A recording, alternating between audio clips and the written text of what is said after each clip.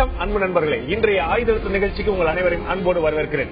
திமுகவில் திருப்பம் மாற்றமா குழப்பமா? இந்த தலைப்புக்கான காரணம் என்ன? திமுகவில் இரண்டு முக்கியமான மாற்றங்கள் சமீபத்தில் நடந்திருக்கின்றன. மிக சமீபத்தில் நேற்று ஒரு சம்பவமும் முந்தானத்து ஒரு சம்பவம் நடந்திருக்கிறது. முந்தா நாள் இந்த திமுகவுடைய அமைப்பை மொத்தமாக 31 மாவட்டங்கள் இருந்ததை 65 மாவட்டங்களாக மாற்றியமைத்திருக்கிறார்கள். அடிப்படையில் நேற்று இந்த கட்சியுடைய அதிகாரப்பூர்வமற்ற கொள்கை பரப்பு செயலாளர் போல மிகப்பெரிய பிரச்சாரம் செய்து கொண்டிருந்த அந்த கட்சியுடைய நட்சத்திரமாக இருந்த குஷ்பு சுந்தர் அவர்கள் கட்சியில் இருந்து அடிப்படை உறுப்பிலிருந்து விலகுவதாக தெரிவித்திருக்கிறார். அதற்கான காரணம் மிக முக்கியமானதாக இருக்கிறது.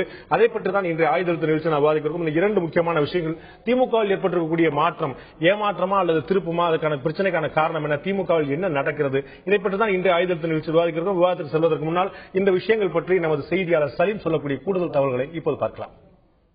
தமிழக அரசியலுக்கும் சினிமா துறைக்கும் நெருங்கிய தொடர்புள்ளது. 44 வயதாகும் குஷ்பு திமுகவிலிருந்து விலகியிருப்பது மக்களின் கவனத்தை ஈர்த்துள்ளது. 4 வருடத்திற்கு முன்னாடி, அதாவது 2010ஆம் ஆண்டு குஷ்பு தன்னை திமுகவில் இணைத்துக் கொண்டார். அதற்கு பிறகு வந்த சட்டமன்ற தேர்தலில் திமுகவிற்காக பிரச்சாரம் செய்தார். சென்ற வருடம் அவர் ஒரு வார பத்திரிகைக்கு அளித்திருந்த பேட்டி சர்ச்சையை கிளப்பியது. அதன் பிறகு குஷ்பு திருச்சியில் தாக்கப்பட்டார். சென்னையில் அவருடைய வீட்டில் கூட தாக்குதல் நடத்தினாங்க. இது திமுகவும் கண்டிச்சது. யார் அந்த மாதிரி செய்யக்கூடாது அப்படின்னு சொல்லி, யார் தாக்குதல் நடத்தினாங்களோ அவங்க மீது கடுமையான நடவடிக்கை எடுக்கப்படும் அப்படின்னு சொல்லிட்டு திமுகவும் சொல்லியிருந்தாங்க. இதற்கு பிறகு நடந்த நாடாளுமன்ற தேர்தலில் திமுகவிற்காக குஷ்பு பிரச்சாரம் மேற்கொண்டால் திமுகவிற்கு குஷ்பு திமுகவில் இணைந்த பிறகு ஒரு நட்சத்திர அந்தஸ்து கிடைத்தது அப்படின்னு சொல்லிட்டு அரசியல் வல்லுநர்கள் சொல்லியிருக்காங்க. இந்த நிலையில குஷ்பு தன்னுடைய ராஜினாமாவை அறிவித்திருக்கார்.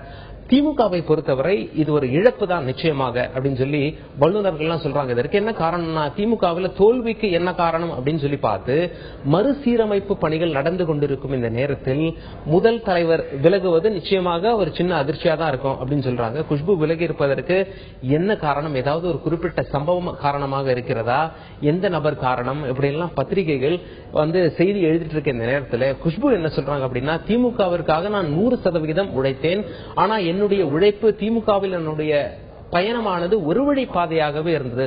நான் மட்டும்தான் உழைச்சிட்டு இருக்கேன், எனக்கு எந்த பலனும் இல்லை அப்படிங்கிற மாதிரி அந்த கடிதம் ராஜினாமா கடிதம் எழுதப்பட்டிருக்கு.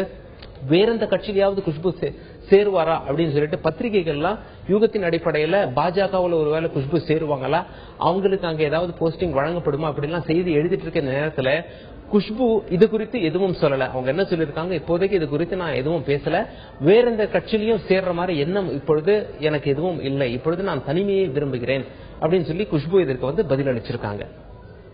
திமுகவில் திருப்பம் மாற்றமா அல்லது குழப்பமா என்ற தலைப்பில் தான் இந்த நிகழ்ச்சி விவாதிக்கிறோம். குஷ்புவுடைய விலகல், அந்த மாவட்ட செயலாளருடைய மாற்றம், புதிய அந்த அமைப்பு ரீதியான மாற்றங்கள் முக்கியமான விஷயங்களாக பார்க்கப்படுகின்றன. இதை பற்றி இந்த நிகழ்ச்சி நம்மோடு விவாதிப்பதற்காக நடிகரும் திமுகவில் நீண்ட நெடுங்காலம் இருந்த பிரச்சார பீரங்கியாக இருந்தவருமான திரு தியாக அவர்கள் நம்மோடு இணைந்திருக்கார். அதே போல திமுகவுடைய கொள்கை பரப்பு துணை செயலாளர் திரு குடியாத்தம் குமரன் அவர்கள் நம்மோடு இணைந்திருக்கார். அதே போல மூத்த பத்திரிகையாளர் திரு கார்த்திகை செல்வன் அவர்கள் இந்த நிகழ்ச்சியில் இருந்திருக்கார். உங்க 3 பேர் இந்த நிகழ்ச்சிக்கு வர நண்பர்களே, நான் முதல்ல குமரன் தந்து ஆரம்பிக்க விரும்புறேன். திமுக குஷ்பு சேர்ந்ததே திமுகவை பொறுத்தவரை ஒரு கலாச்சார அதிர்ச்சியாக பார்க்கப்பட்டது. ஏன்னா திராவிட பாரம்பரியம் பற்றி அதிகமாக பேசிய ஒரு கட்சி, தொடர்ந்து வலியுறுத்தி வந்து கொண்டிருக்கக்கூடிய ஒரு கட்சி. குஷ்பு அந்த கட்சியில் இணைந்தாங்க. அதுவும் அந்த கட்சியோட தலைவர் முன்னிலையில, அந்த கட்சியுடைய பொருளாளர் முன்னிலையில மிக ஒரு பத்திரிகையாளர் சந்திப்பு சேர்த்து ஒரு நடத்தப்பட்ட ஒரு இணைப்பு. அது அப்பயே ஒரு குஷ்பு திமுக பொருத்தி பார்க்கவே முடியலன்னு சொல்லப்பட்டது. ஆனா குஷ்புடைய உழைப்பும் அவங்க சொன்னது போல அந்த அர்ப்பணிப்பும் அவங்களுடைய பிரச்சாரமும் சந்தேகத்துக்கு இடமில்லாமல் இருந்துச்சு. இப்ப அவங்க விலகி இருக்கிறாங்க. அதுக்கு அவங்க சொல்லியிருக்க காரணத்தை நீங்க ஏத்துக்கிறீங்களா? என்னுடைய உழைப்பும் அர்ப்பணிப்பும் ஒரு வழி பாதையாகவே திமுகவில் நீடிக்கிறது சொல்லிருக்காங்க. இந்த காரணம் திமுகவுக்கு ஏற்புடையதா? உழைப்பு என்று சொன்னால் என்ன உழைப்புன்னு எனக்கு தெரியல. அவங்க சட்டமன்ற தேர்தலில் பிரச்சாரம் பண்ணாங்க. அதன் பிறகு எந்த பொதுக்கூட்டத்திலும் தலைமை கழகத்தின் சார்பில் ஒரு 2-3 பொதுக்கூட்டங்களிலே குஷ்பு பேசியிருக்கிறார். அதன் பிறகு நடந்த நாடாளுமன்ற தேர்தலில் பிரச்சாரத்தில் ஈடுபட்டார். பிரச்சாரத்தில் கூட ஒரு சில இடங்கள் செல்லவில்லை, உடல்நிலை சரியில்லை காரணமாக சொல்லிவிட்டு பிரச்சாரத்தில் செல்லவில்லை. உழைப்பு என்று சொன்னால் அந்த அளவுக்கு அவர் ஒரு 10 வருடம் 20 வருடம் திமுக உழைத்து விட்டு நான் திமுக உழைத்திருக்கிறேன், நான் 234 தொழில் அனைத்து மாவட்டங்களிலும் மாசம் ஒரு 10 கூட்டம் 20 கூட்டங்களிலே பேசியிருக்கிறேன் என்று உழைப்பெல்லாம் சொல்ல முடியாது. இன்னொன்று என்னன்னு கேட்டீங்கன்னா, இன்னைக்கு திமுகவில் நடிகர் இருக்கிறார், இன்னைக்கு சந்திரசேகர் இருக்காரு, குமரிமுத்து இருக்கார். அவர் எல்லா கட்சிக்காரர்கிட்ட பார்த்தீங்கன்னா நெருங்கி பழகுவாங்க. அவங்க வருவாங்க, இவங்க தலைவரை பார்ப்பாங்க, செயற்குழு வருவாங்க, பொதுக்குழு வருவாங்க, யார்கிட்டையும் நெருங்கி பழகதில்லை. நான் உழைத்தேன் என்று சொன்னால் குஷ்புனுடைய அவ்வளவு ஒரு மிகப்பெரிய உழைப்பது திமுகவில் என்னை பொறுத்த மட்டும் எதுவும் இல்லை. சட்டமன்ற தேர்தலில் பிரச்சாரம் செய்தார், நாடாளுமன்ற தேர்தலில் பிரச்சாரம் செய்தார். நீங்களே 4 விஷயம் சொன்னீங்க.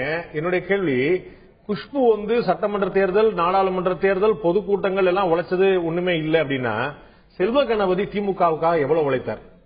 செல்வ கணபதி திமுக சேர்ந்தாரு. எப்ப எம்பி ஆனார்? சேர்ந்து எத்தனை யுகங்கள் கழித்து அவர் எம்பி ஆனார்? சேர்ந்த பிறகு அவர் திமுகவில் சேர்ந்த பிறகு அவர் 2 வருடங்கள் கழித்து, ஒரு 2 வருடம் ஒரு எம்பி ஆனார். அவர் 2 வருஷத்துல எம்பி ஆயிட்டாரு. குஷ்பு சேர்ந்து இன்னைக்கு தேதி 4 வருஷம் ஆகும். 2011 சட்டசபை தேர்தலுக்கு முன்னாடியே சேர்ந்தாங்க. அவங்க என்ன வார்டு கவுன்சிலரா ஆனாங்களா? நான் சொல்லட்டுங்களா? செல்வ கணபதி என்றைக்கு திமுக இணைந்தாரோ அன்று முதல் எங்கள் நாளைய தமிழகத்தின் விடுதலை தலைவர் தளபதி மு.க. ஸ்டாலினோடு அவர் சொன்ன எல்லா பணியும் செய்தார். குறிப்பாக சொல்ல வேண்டும் என்று சொன்னால், செல்வ கணபதி என்று சொன்னால் எங்கே தேர்தல் நடைபெற்றாலும், அது எந்த இடைத்தேர்தலாக இருந்தாலும் அவருக்கு தலைமை கழகம் என்ன உத்தரவிடுகிறதோ அந்த உத்தரவு பணியாற்றினார், கட்சிக்காக உழைத்தார். இன்று வரை செல்வ கணபதி உழைத்துக் கொண்டிருக்கிறார். எனவேதான் இந்த இயக்கத்தில் சேர்ந்தார் என்று அவருக்கு மரியாதை தர வேண்டும் என்பதற்காக தலைவர் கலைஞரும் தளபதி ஸ்டாலின் ஒரு எம்பி பதவி தந்தார்கள். எனவே செல்வ கணபதி உழைத்திருக்கிறார். செல்வ கணபதி உழைப்பும் குஷ்பு உழைப்பையும் ஒன்றாக சேர்த்து பேச முடியாது. குஷ்பு தலைவருடைய உத்தரவுகளையும் தளபதியோட உத்தரவுகளையும் அமல்படுத்தவில்லை, செயல்படுத்தவில்லை. அவங்க ஒழுங்கா தலைமைக்கு கட்டுப்படவில்லை. அவங்க ஒரு சில அறிக்கைகள்லாம் கொடுத்தாங்க பத்திரிகையில, அது தலைமை கண்டிக்கல, ஆனா தொண்டர்கள் கண்டிச்சாங்க.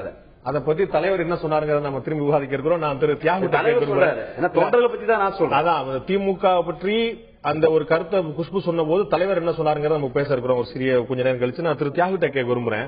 நீங்க குஷ்பு ஒரு சொன்ன மாதிரி ஒரு 3-4 வருஷம் மட்டுமே எனக்கு கட்சியில் இருக்கும். நீங்க விவரம் தெரிந்த நாட்கள்ல இருந்து திமுகலயே இருந்துட்டு வரீங்க. 25 வருஷமா. எஸ், நீங்க குமரிமுத்து, வாகை சந்திரசேகரன் 15 ஆண்டுகள் திமுக ஆட்சி பொறுப்பிலே இல்லாத போது கூட நீங்க கூட்டங்கள்ல போய் அடி வாங்கி உத வாங்கி விமர்சனத்துக்கு உள்ளாகி இருந்தீங்க. ஆனா இன்னைக்கு நீங்க திமுக இல்ல. இந்த வெறுப்பு, இந்த ஒரு அதிருப்தி ஏன் ஏற்பட்டுச்சு? குஷ்புக்கு ஏற்பட்டிருக்கிறதும் உங்களுக்கு ஏற்பட்டதும் ஒரே மாதிரியான வேதனை தானா? அதாவது என்ன பொறுத்த வரைக்கும் என்னன்னு கேட்டீங்கன்னா, கே.ஆர். ராமசாமியில இருந்து, அண்ணா காலத்தில் வேலைக்காரி படத்தில் நடிச்ச கே.ஆர். ராமசாமியில இருந்து, புரட்சித் தலைவர் எம்ஜிஆர்ல இருந்து, எஸ்.எஸ். ராஜேந்திரன்ல இருந்து, நடிகர் திலகம் சிவாஜி கணேசன்ல இருந்து, டி. ராஜேந்தர்ல இருந்து, சரத்குமார்ல இருந்து, எஸ்.எஸ். சந்திரன்ல இருந்து, ராதாரவியில இருந்து, சந்திரசேகர்ல இருந்து, சரத்குமார்ல இருந்து, நெப்போலியன்ல இருந்து, இன்னைக்கு வடிவு குஷ்பு ரேஞ்சில் இன்னைக்கு கட்சி வந்திருக்குன்னு பூரா நடிகர்களை வச்சுதான் அந்த கட்சியே டெவலப் ஆச்சு.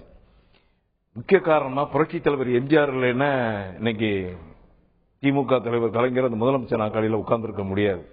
அதுக்கு முக்கிய காரணமே புரட்சி தலைவர் எம்ஜிஆர் தான் காரணம். அவரே கட்சியிலிருந்து தூக்குறாங்கன்னா, இப்ப குஷ்பை விட மிகப்பெரிய தலைவர், என்னை விட மிகப்பெரிய தலைவர், எல்லாரோட மிகப்பெரிய தலைவர் புரட்சி தலைவர் எம்ஜிஆர் அவர்கள். அவர் கட்சிக்கு உழைத்தவரே அவர் கட்சியை விட்டு தூக்குறாங்கன்னா, இதை விட மோசமான ஒரு இயக்கம் திமுக தவிர வேற எதுவுமே இருக்க முடியாது. என்ன பொறுத்த வரைக்கும் என்னன்னு கேட்டீங்கன்னா, நான் ஒரு 25 வருஷமா அந்த இயக்கத்தில் இருந்தேன். ஆனால் வர்றவங்க போறவங்க எல்லாம் எம்பி ஆவறதும் எம்எல்ஏ ஆவறதும், இப்ப நேத்திக்கு ரித்தீஷன் ஒருத்தர் 1.5 வருஷம் கூட ஆகல, அவரை எம்பி ஆகுறாங்க. எனக்கு பிறகு நெப்போலியன்ல இருந்து, சரத்குமார்ல இருந்து எல்லாம் எம்பி ஆகுறாங்க. அப்ப உழைச்சு நம்ம என்ன பண்றது? கருணாநிதிக்கு, திமுக தலைவர் கருணாநிதி கிட்ட பாத்தீங்கன்னா, ஒரு 2.5 வயசு குழந்தைய கொடுத்தீங்கன்னா, கட்சியை வளர்க்கணும்னு சொல்லி கொடுத்தீங்கன்னா, 10 வருஷம் கழிச்சு அந்த குழந்தை வயசு என்ன இருக்கும்? 12 வயசா இருக்கும். 12 வயசா இருக்கும். ஆனா 2.5 வயசா தான் இருக்குமே தவிர அது வளர விட மாட்டார். ஏன்னு கேட்டீங்கன்னா, அவர் குடும்பம் அவரு தான் வளரணும், வேற யாரும் வளரக்கூடாது. நீங்க சொன்னீங்க 1.5 வருஷம் கழிச்சு 1.5 வருஷம் ஆனவருக்கு எம்பி பதவி கொடுத்தாங்க, எனக்கு அப்புறம் வந்தவங்க எல்லாம் வந்துட்டாங்கன்னு. இது என்ன அரசுத்துறை பணியா? துணை செயலாளர், இணை செயலாளர், செயலாளர் போட்டு ப்ரொமோஷன் சீனியாரிட்டி படி கொடுக்கறதுக்கு அவ ஒருத்தர் கட்சியில் இருக்கிறாருன்னா அவருடைய உத்வேகம், அவருடைய செயல்பாடு இதெல்லாம் பார்த்தா கொடுப்பாங்க. இன்னைக்கு அத்வானி இருக்கிறாரு, ஆனா நரேந்திர மோடி பிரதமர் ஆறாரு. அப்ப சீனியர் தான் வரணும்னு சொல்லி பார்த்தா முரளி மனோகர் ஜோஷி தான் பிரதமர் ஆகணும்னு சொல்லி சொல்லுவீங்களா? It's not a matter of seniority இல்லையா? இது உழைப்பு, திறமை, அவங்களுடைய செல்வாக்கு, அவங்களுடைய மக்கள் பலம், இதெல்லாம் சார்ந்ததுதானே. நீங்க முதல்ல சேர்ந்தவங்க தியாகு முதலமைச்சர் ஆகணும்னு சொல்ல முடியுமா? முதலமைச்சர் இல்ல, சாதாரண ஒரு பதவி. நீங்க கேட்டீங்களே, இப்ப ஒரு வார்டு செயலாளர் கூட குஷ்புக்கு கொடுக்கலையேன்னு கேட்டீங்களே, 4 வருஷம் சேர்ந்ததுக்கே. ஆனா 25 வருஷமும் உழைச்சவனுக்கு ஏதாவது ஒரு பணி கொடுக்கணும்ல, ஏதாவது ஒரு பணி கொடுத்த நிமிஷம் அவர் சொல்றாரு. முதல்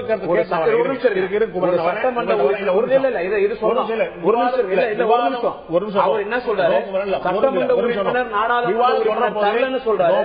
ஆனால் இவருக்கு என்னென்ன தலைவர் தளபதி ஸ்டாலினும் செய்தி தந்திருக்கிறார். என்ன செஞ்சாங்க? குடும்பம் உள்ள வரைக்கும் தளபதி ஸ்டாலின் வீட்டு உள்ள வரைக்கும் போயிருக்காரு. எனக்கு நான் திமுகவில் இருந்த பொழுது இவரோட கூட்டம் பேசியிருக்கேன். இல்ல இவர் சொல்லுகிற செய்தி தவறான செய்தி. இல்ல பேசுவோம். நம்ம வந்து முழு முதல் கருத்து வாங்கிட்டு வரேன். முழு பலன் தியாகம் பெற்றிருக்கிறார். எனவே தவறான செய்திகளை பதிவு செய்யக்கூடாது. என்ன பலன் பெற்றாங்க நம்ம பேசுவோம். அது வந்து நீங்க வந்து இந்த கட்சியோட துணை கொள்கை பரப்பு செயலாளர் ஆயிருக்கீங்க. அவர் என்ன வந்தாலும் பாப்போம். நீங்க சொல்றீங்க உங்க பார்க்க அவர் வந்து கட்சியில தலைவர் வீட்டுக்கு போனான்னு சொன்னா நீங்க அவர் என்ன பலன் தெரிஞ்சீங்க என்ன பலஞ்சாங்க பேசுவோம். நான் திரு கார்த்திகிட்ட கேட்க விரும்புறேன். நடிகர்கள் அதிகமாக ஒரு ஊக்கம் கொடுக்கப்பட்ட ஒரு கட்சி திராவிட இயக்கங்கள் எல்லாமே சொல்லலாம். திமுக மட்டுமே பொருத்தமான விஷயம் அல்ல. அது அதிமுக இருந்து எல்லா திராவிட கட்சிகளும் தேமுதிக உட்பட அந்த ஸ்டார் வேல்யூ அப்படிங்கிறது முக்கியமாக பார்க்கப்படுது. ஆனா இந்த நடிகர்கள் எல்லாருமே தேசிய கட்சியுமே அப்படிதான் இருக்காங்க. இப்ப இந்த திமுக அதிமுக இது போன்ற கட்சியில பொறுத்தவரை இன்னும் குறிப்பா திமுக பொறுத்தவரை நடிகர்கள் வந்து ஒரு கறிவேப்பிலை மாதிரி பயன்படுத்தப்படுறாங்களா? ஒரு விமர்சனமான ஒரு கருத்தை வந்து ராமராஜன் ஏற்கனவே வேற ஒரு சந்தர்ப்பத்தில் பயன்படுத்தியிருந்தாரு. ஒரு கட்சிக்கு பிரச்சாரத்துக்குன்னா குமரிமுத்து வருவாரு, தியாகு வருவாரு, வாகை சுந்தர் வருவாரு. தேர்தல் பிரச்சாரம் முடிஞ்ச பிறகு இந்த மூணு எங்க இருக்காங்க யாருக்குமே தெரியாது. இல்ல நடிகர்களுக்குன்றதுனால தனிப்பட்ட முறையில ஏதாவது ஒரு பெரிய இம்ப்ரெஷன் கொடுக்கணுமா அப்படின்றது எனக்கு இல்ல. ஸ்டார் வேல்யூ எல்லாமே இருக்கலாங்க. ஆனா நீங்க வந்து கட்சியை பொறுத்த வரைக்கும் அவங்களும் ஒரு அடிப்படை உறுப்பினர், அவ்வளவுதானே. அடிப்படை உறுப்பினரா வர்றவங்க எவ்வளவு தூரம் அந்த கட்சிக்கு ஒர்க் பண்றாங்கன்றத பொறுத்துதான் அவங்களுக்கான என்ன கொடுக்க முடியும்ன்றது ஒண்ணு. எண்ணியல் சோமுடைய பேத்தி கனிமொழி இருக்கிறாங்க, டாக்டரா இருக்கிறாங்க. அவங்க வந்து ரொம்ப படிச்சவங்க, ரொம்ப விவரமானவங்க, பாரம்பரியமிக்க குடும்பம். அவங்க நிக்கிறதுக்கும் வந்து குஷ்பு நிக்கிறதுக்கும் வந்து ரெண்டு நாகர்கோயில இருந்து சங்கரங்கோயில இருந்து கனிமொழி நிக்கட்டும். அதாவது நான் என்ன சோமுடைய பேட்டி சொல்றேன். அவங்களும் நிக்கட்டும், குஷ்பு நிக்கட்டும். மக்கள் வந்து யார் பக்கம் பார்வை திருப்பாங்க இயல்பா தெரிஞ்சதானே. சோ அந்த வேல்யூ ஸ்டார் வேல்யூ வந்து நம்ம சாதாரணமா தொண்டர்கள் ஒட்டுமொத்தமா நடிகர் நடிகைகளே எல்லா இடத்துலயும் வேட்பாளர்கள் ஆக்கிட்டு போயிடலாம். அது ஒரு கிரைட்டீரியாவா வைக்க முடியும்னு எனக்கு தோணல. நான் பொதுவா இண்டிவிஜுவல்ஸ் யாரை பத்தி நான் இப்ப பேசல. பொதுவாகவே பாத்தீங்கன்னா அரசியல் கட்சிகள் இந்த மாதிரி ஒரு பிரபலங்களை பயன்படுத்துறது நடிகர் நடிகைகள் இல்ல. இப்ப பட்டிமன்ற பேச்சாளர்களை கொண்டு வர்றாங்க, அல்லது யாரெல்லாம் மக்கள் மத்தியில வந்து ஒரு செலிபிரிட்டி பேஸ் இருக்கோ அவங்க எல்லாத்தையுமே பிரச்சாரங்களுக்கு பயன்படுத்துறது ஒரு யுக்தி.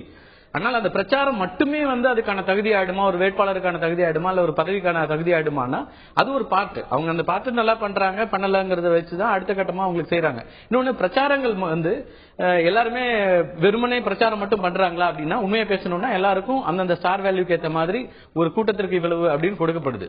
இது எல்லாத்தையுமே நம்ம கணக்கில் எடுத்துக்கணும். இப்ப சாதாரணமான கழக பேச்சாளர்களுக்கு என்ன பண்றாங்க, இல்ல ஸ்டார் வேல்யூல இருக்கிற ஒரு கேம்பெயினருக்கு என்ன நடக்குது அப்படின்னு எல்லா கட்சிக்கும். திமுக நீங்க கரெக்டா சொல்றீங்க. கொஞ்சம் யோசிங்களேன்.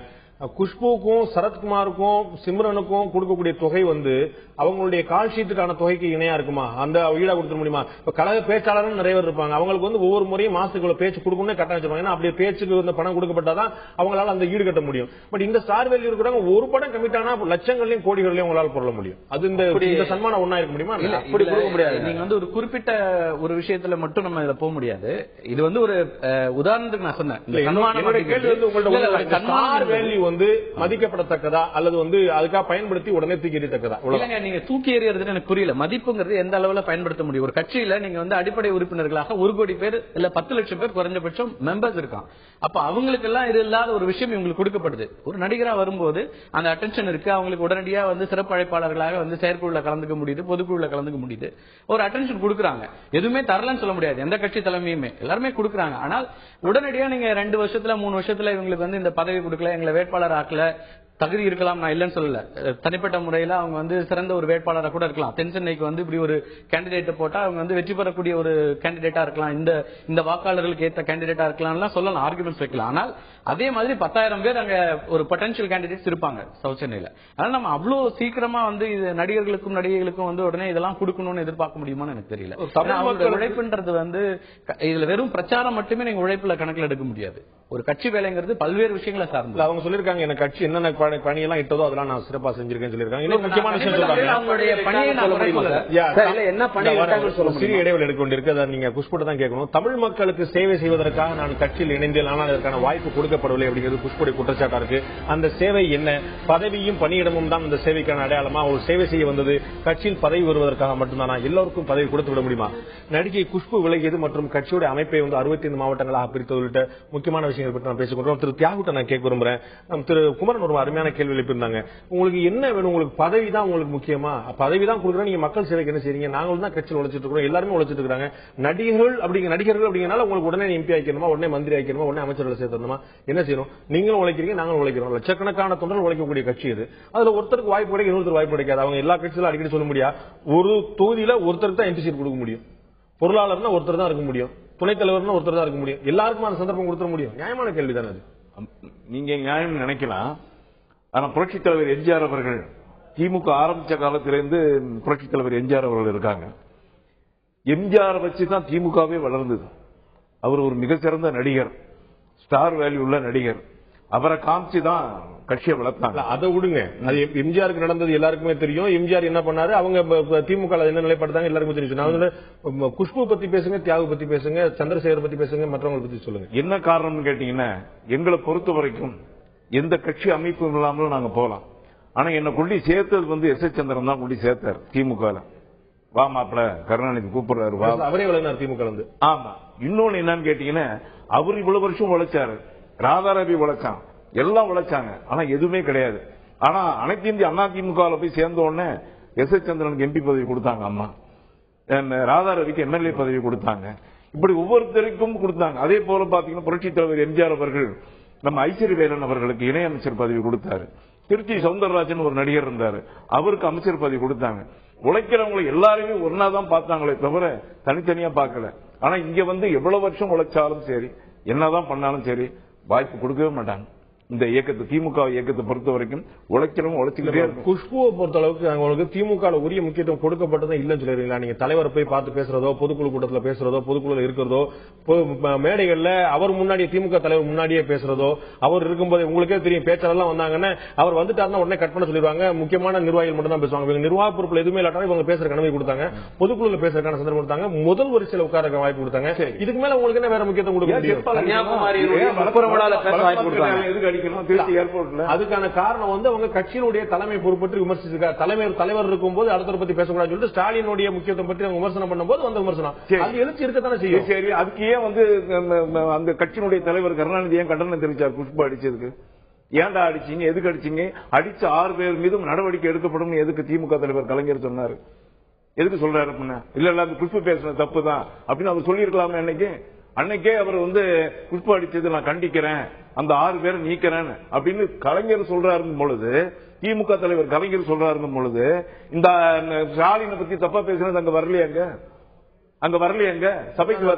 நான் குமரன் தான் கேட்க விரும்புறேன். ஒரு முக்கியமான விஷயம் சொன்னார். அன்னைக்கு அவங்க மேல தாக்குதல் நடத்தப்பட்ட பிறகு திமுக தலைமையில இருந்து ஒரு அறிவிப்பு வருது.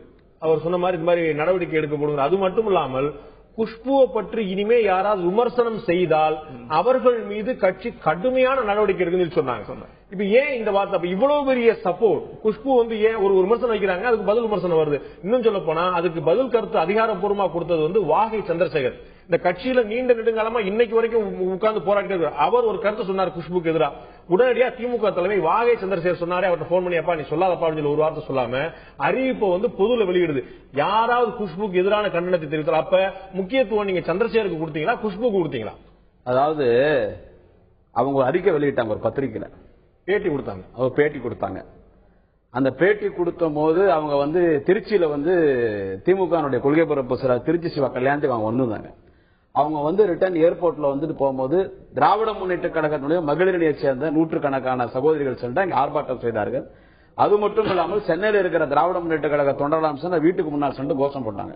அதற்கு காரணம் தலைவர் மீது தொண்டர் வைத்திருக்கிற பாசம். அந்த அம்மா இப்பதான் வந்தாங்க.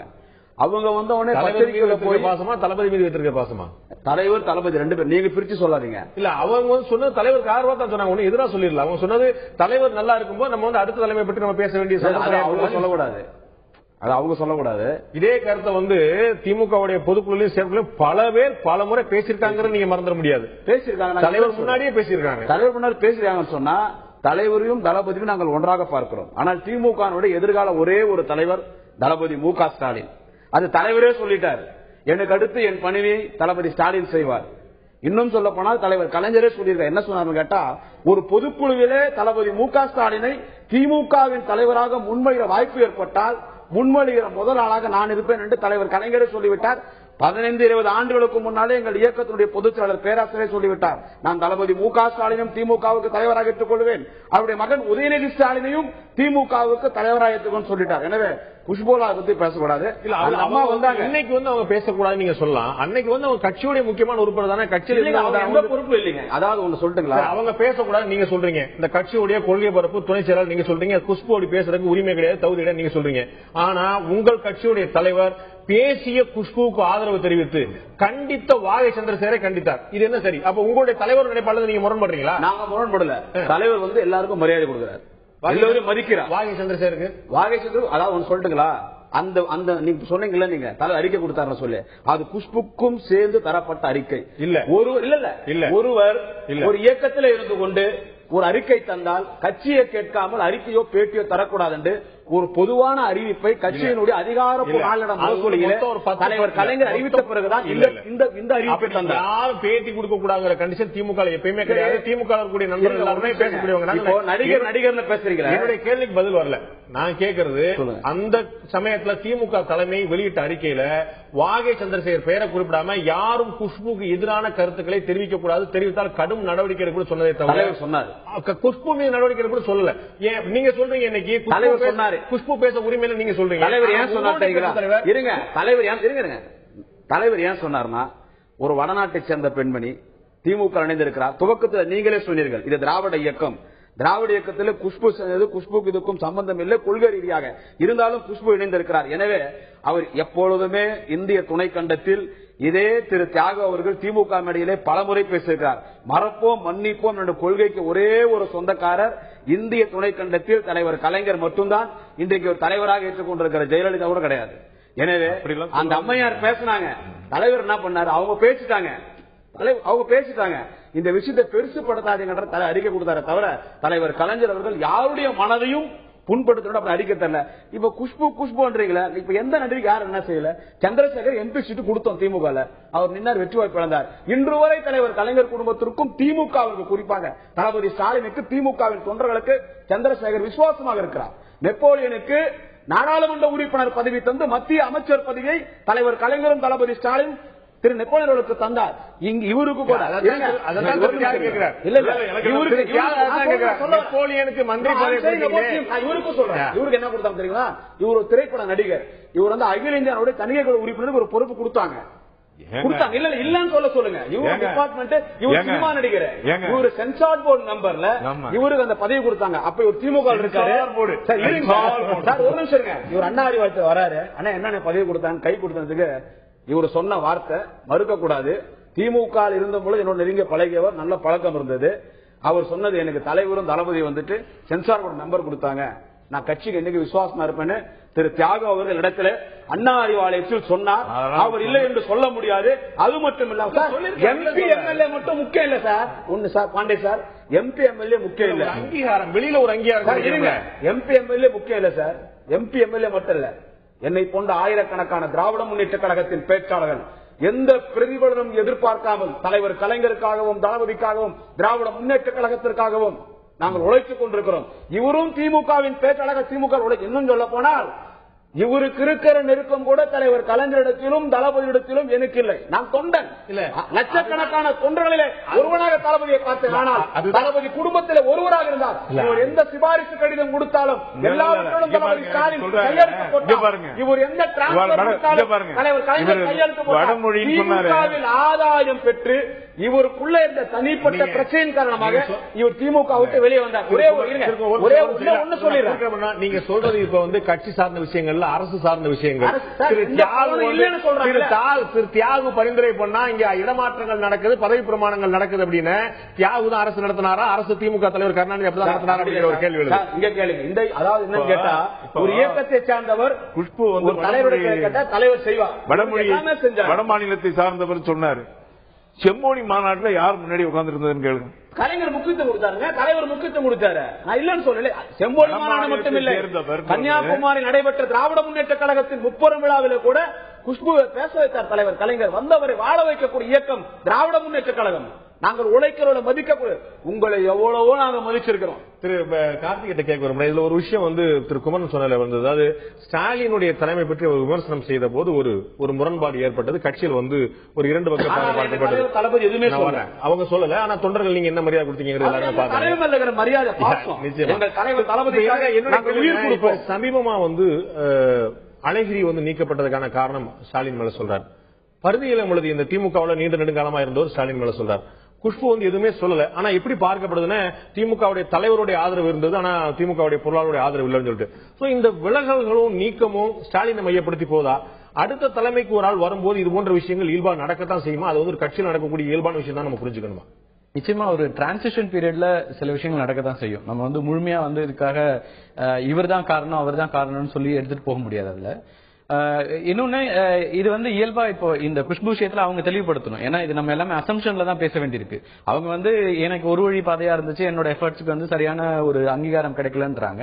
அவங்க என்ன எதிர்பார்த்தாங்க, கட்சி என்ன கொடுக்கல அப்படிங்கறதுலாம் ரெண்டு தரப்புல இருந்து ஏதாவது வந்தா மட்டும்தான் டிஸ்க்ளோஸ் பண்ணாதான் நமக்கு தெரியும். அதான் சொல்றேன், பதவியில வந்து என்ன விதமா இப்ப ஒருவேளை எம்பி சீட் கேட்டு கிடைக்கலையா அல்லது கட்சி பதவி பொறுப்பு கேட்டாங்களா, இந்த மாதிரியான பல்வேறு விஷயங்கள் இருக்கு. அதுல அது டிஸ்பியூட்டபிள் தான். ஏன்னா அவங்க இப்பதான் சமீபத்துல 4 வருடங்கிறது வந்து அரசியல்ல ஒரு பெரிய நீண்ட வருடம்லாம் கிடையாது. அதனால அது அவங்களோட உழைப்பு, அதெல்லாம் அவங்க கட்சி சேர்ந்து எடுக்க வேண்டிய முடிவுகள். ஆனால் தொடர்ச்சியா இந்த ஒரு பார்வை இருக்குல்ல, இப்ப நீங்க ஸ்டாலின் அடுத்த கட்ட தலைவராக முழுமையாக ஏற்றுக்கொள்ளப்பட்டார். கட்சியை பொறுத்த வரைக்கும் இன்னைக்கு வந்து தொண்டர்கள்ல 95% இல்ல 100% இன்னைக்கு வந்து அவரு தான் அடுத்த தலைவர் அப்படிங்கறதுல போயிட்டாங்க. அப்போ ஒருவேளை இவங்க எல்லாம் நமக்கு வந்து எதிர்காலம் இங்க இருக்காதுன்னு இவங்களே கூட அந்த முடிவுக்கு தள்ளப்பட்டிருக்கலாம், எடுத்திருக்கலாம். நீங்க இப்ப குஷ்பு விஷயத்தை பொறுத்த வரைக்கும் ஸ்டாலின் ஆதரவாளர்களோ அல்லது அவர் தரப்புல இருந்தோ அழுத்தம் வந்ததுன்னு இதை நம்ம பார்க்க முடியாது. இவங்களுக்கே ஒருவேளை நம்ம வந்து இப்ப இதுக்கு பிறகு என்ன அப்படிங்கிற ஒரு கேள்வி வந்திருக்கலாம். அதற்காக அவங்க அந்த மாதிரி ஒரு முடிவு போயிருக்கலாம். இது எல்லாமே அவங்க தான் விளக்க வேண்டியிருக்கும். நம்ம வந்து அசம்ஷன்ல இது எதுவுமே ரொம்ப திமுக தலைமை இது வந்து விளக்குதா இல்லாட்டி குஷ்பு இதை பற்றி தெளிவு ஏற்படுத்துறா அப்படிங்கிற பார்க்க வேண்டிய விஷயமா இருக்கு. இன்னொரு முக்கியத்துவமான விஷயம் பார்க்கணும், குஷ்பு வந்து திரு கார்த்திகை செல்வன் சொன்ன போல 4 ஆண்டுகள் கட்சியில் இருந்தது அவ்வளவு நீண்ட நெடிய காலம் அல்ல. இருந்தாலும் கூட குஷ்புக்கு எவ்வளவு முக்கியத்துவம் கொடுக்கப்பட்டது என்று திமுகவுடைய கொள்கை பரப்பு துணை செயலாளர் சொன்னார். அவ்வளவு முக்கியத்துவம் கொடுக்கப்பட்டது. அப்போது முக்கியத்துவம் கொடுக்க வேண்டியதாத ஆளுக்கு கூடுதல் முக்கியத்துவம் கொடுத்து விட்டு இப்போது கையை சுட்டுக் கொண்டு தவிக்கிறதா திமுக? நான் திரு தியாகிட்ட கேட்க ஒரு முறை இடைவெளிக்கு முன்னாடி கேட்ட கேள்விதான். நீங்களே சொன்னது போல எனக்கு அப்புறம் வந்த பல பேருக்கு எம்எல்ஏ பதவி கொடுத்தாங்க, எம்பி சீட் கொடுத்தாங்கன்னு சொன்னீங்க. அப்படி பார்த்தா குஷ்புவோட வளர்ச்சியும் கூட கட்சியில ஒரு அபரிமிதமான வளர்ச்சி தான். அவங்க வந்து ஒரு பொறுப்பு அதிகாரத்துவமா ஒரு எம்பி எம்எல்ஏ பதவியோ கட்சியில ஒரு நிர்வாக பொறுப்பு கொடுக்கணும், அவங்க எவ்வளவு முக்கியத்துவம் கொடுத்தது அப்படிங்கிறது உங்களுக்கும் தெரியும். அப்ப அவங்களுக்கு கொடுத்த முக்கியத்துவம் நான் இடைவெளிக்கு முன்னாடி சொன்ன போல ஒரு ஷார்ட் பீரியட்ல கூடுதல் முக்கியத்துவம் கொடுத்துட்டு இன்னைக்கு என்ன செய்யறது தெரியாம முடிக்கிறாங்களா? அந்த மாதிரி ஒரு நிலைமை வந்ததுனால அந்த சிக்கல் ஏற்பட்டதா? இல்ல சார், இல்லாட்டி அவங்க உரிய முக்கியத்துவம் தான் கொடுக்கப்பட்டது நினைக்கிறேன். இல்ல சார், அவங்க கட்சியை டெவலப் பண்றதுக்கு, கட்சி ஜெயிக்கிறதுக்கு எப்படி வேணாலும் யூஸ் பண்ணுவாங்க, எது வேணாலும் பண்ணுவாங்க. அவங்க திமுகவில் பாத்தீங்கன்னா திமுக தலைவர் கருணாநிதியும் கலைஞரும் சரி ஸ்டாலினும் சரி கட்சியை டெவலப் பண்றதுக்கு யார் வேணாலும் வண்டியில ஏற்றிடுவாங்க, டெம்போ டிராவலர்ல ஏற்றிடுவாங்க. ஏற்றி பிரச்சாரம் பண்ணிட்டு அதுக்கப்புறம் மக்கள்கிட்ட வந்து கட்சிக்கு மவுசு இல்லைன்னு தெரிஞ்ச உடனே கட்டி விட்டுருவாங்க. ஏன்னு கேட்டீங்கன்னா ஒவ்வொரு முறையும் எல்லாரையும் யூஸ் பண்ணி பார்த்திருக்கேன் நான், எல்லா நடிகர்களையும் எல்லாரையும். குஷ்பு ஒண்ணு இது வந்து விதி விலக்கு இல்ல, பரபரப்பா அந்த குஷ்பை வந்து பொதுக்குழு கூப்பிடுறதும் அந்த செயற்குழு கூப்பிடுறதும் அதை பேச வைக்கிறதுக்கும் ஆகா குஷ்பு குஷ்பு குஷ்புன்னு எல்லாம் இவங்களே டெவலப் பண்ணி கடைசியில பாத்தீங்கன்னா டம்மி பீஸா ஐயோ இல்ல தள்ளி விட்டாங்க. இது எல்லா நடிகரையும் வந்து திமுக வெளியே தள்ளல, அவங்க வெளியே போறாங்க. இல்ல எந்த நடிகரையும் திமுக வெளியே தள்ளல. நடிகர்களுக்கு திமுக மரியாதை கொடுத்த மாதிரி எந்த இயக்கம் மரியாதை கொடுக்கல. நாங்க வந்து ஒரு நிமிஷம் இருங்க, நாளைக்கு காலையில நீங்க நினைச்சா திமுக நடிகர் தலைவர் கலைஞர் தளபதியை பார்க்கலாம். ஆனா அதிமுக இருக்கிற எந்த நடிகராக இருந்தாலும் அதிமுகவின் தலைவர் ஜெயலலிதாவை பார்க்கவே முடியாது. அப்படிலாம் நீங்க சொல்லக்கூடாது, அப்படி சொல்லக்கூடாது. வணக்கம், அவர் சொன்னதுல யாருமே நாங்க நீக்கல. இப்ப வந்து எம்ஜிஆர் கேஸோ வைகோ கேஸோ அழகிரி கேஸோ பாத்தீங்கன்னா வேற, அது வந்து கட்சியில வந்து ஒரு முரண்பட்டு வந்தது.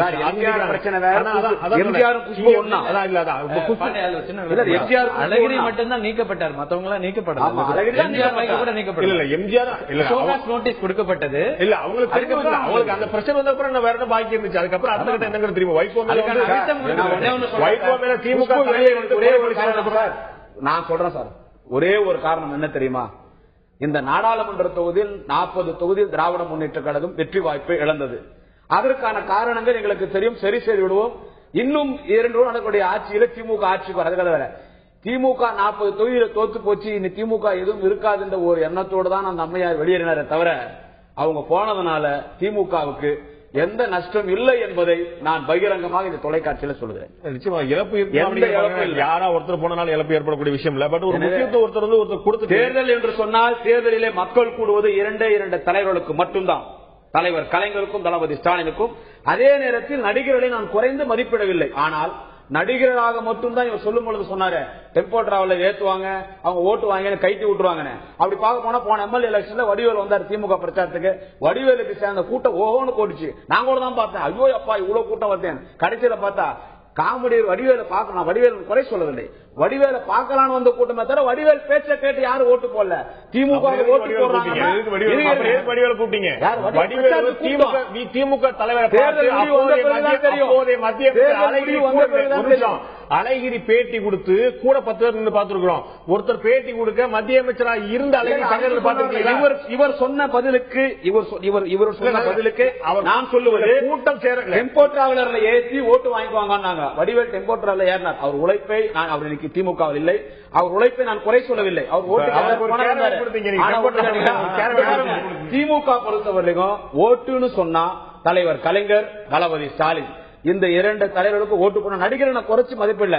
திரு சந்திரசேகர் உழைக்கிறார், இன்று முறை உழைத்துக் கொண்டிருக்கிறார், அவரை நாங்கள் மதிக்கிறோம். அவர் திமுகவிற்கு விசுவாசமாக இருக்கிறார். நடிகர் குமரிமுத்து உழைக்கிறார், இன்று வரை உழைத்துக் கொண்டிருக்கிறார், அவருக்கு நாங்கள் விசுவாசமாக. என்றைக்கும் திராவிட முன்னேற்ற கழகத்தில் உழைப்பு வீண் போனதில்லை. திரு தியாக அவர்கள் அவசரப்பட்டு கட்சி விட்டு போயிட்டாரு, அதுக்கு அவருடைய தவறு, எங்களுடைய தவறு. இப்ப ஒரு அதிமுக போயிட்டு எம்பி ஆயிடுவாரா?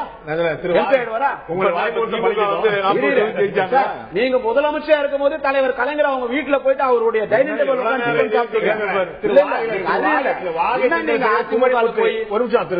திரு வாகை சந்திரசேகர் குமரிமுத்துலாம் உழைச்சிட்டு இருக்காங்கன்னு சொன்னீங்க. இன்னும் எத்தனை காலத்துக்கு உழைத்துக் கொண்டே இருப்பார்கள்? யாரு அவர் உழைத்து கட்சியில் என்னென்ன மரியாதை வேண்டுமோ அத்தனை மரியாதை தரப்பட்டிருக்கிறது. வாகை சந்திரசேகர் கூட நாடாளுமன்ற உறுப்பினராக போட்டியிட வாய்ப்பு தரப்பட்டது. அவர் வெற்றி வாய்ப்பு இழந்தார்.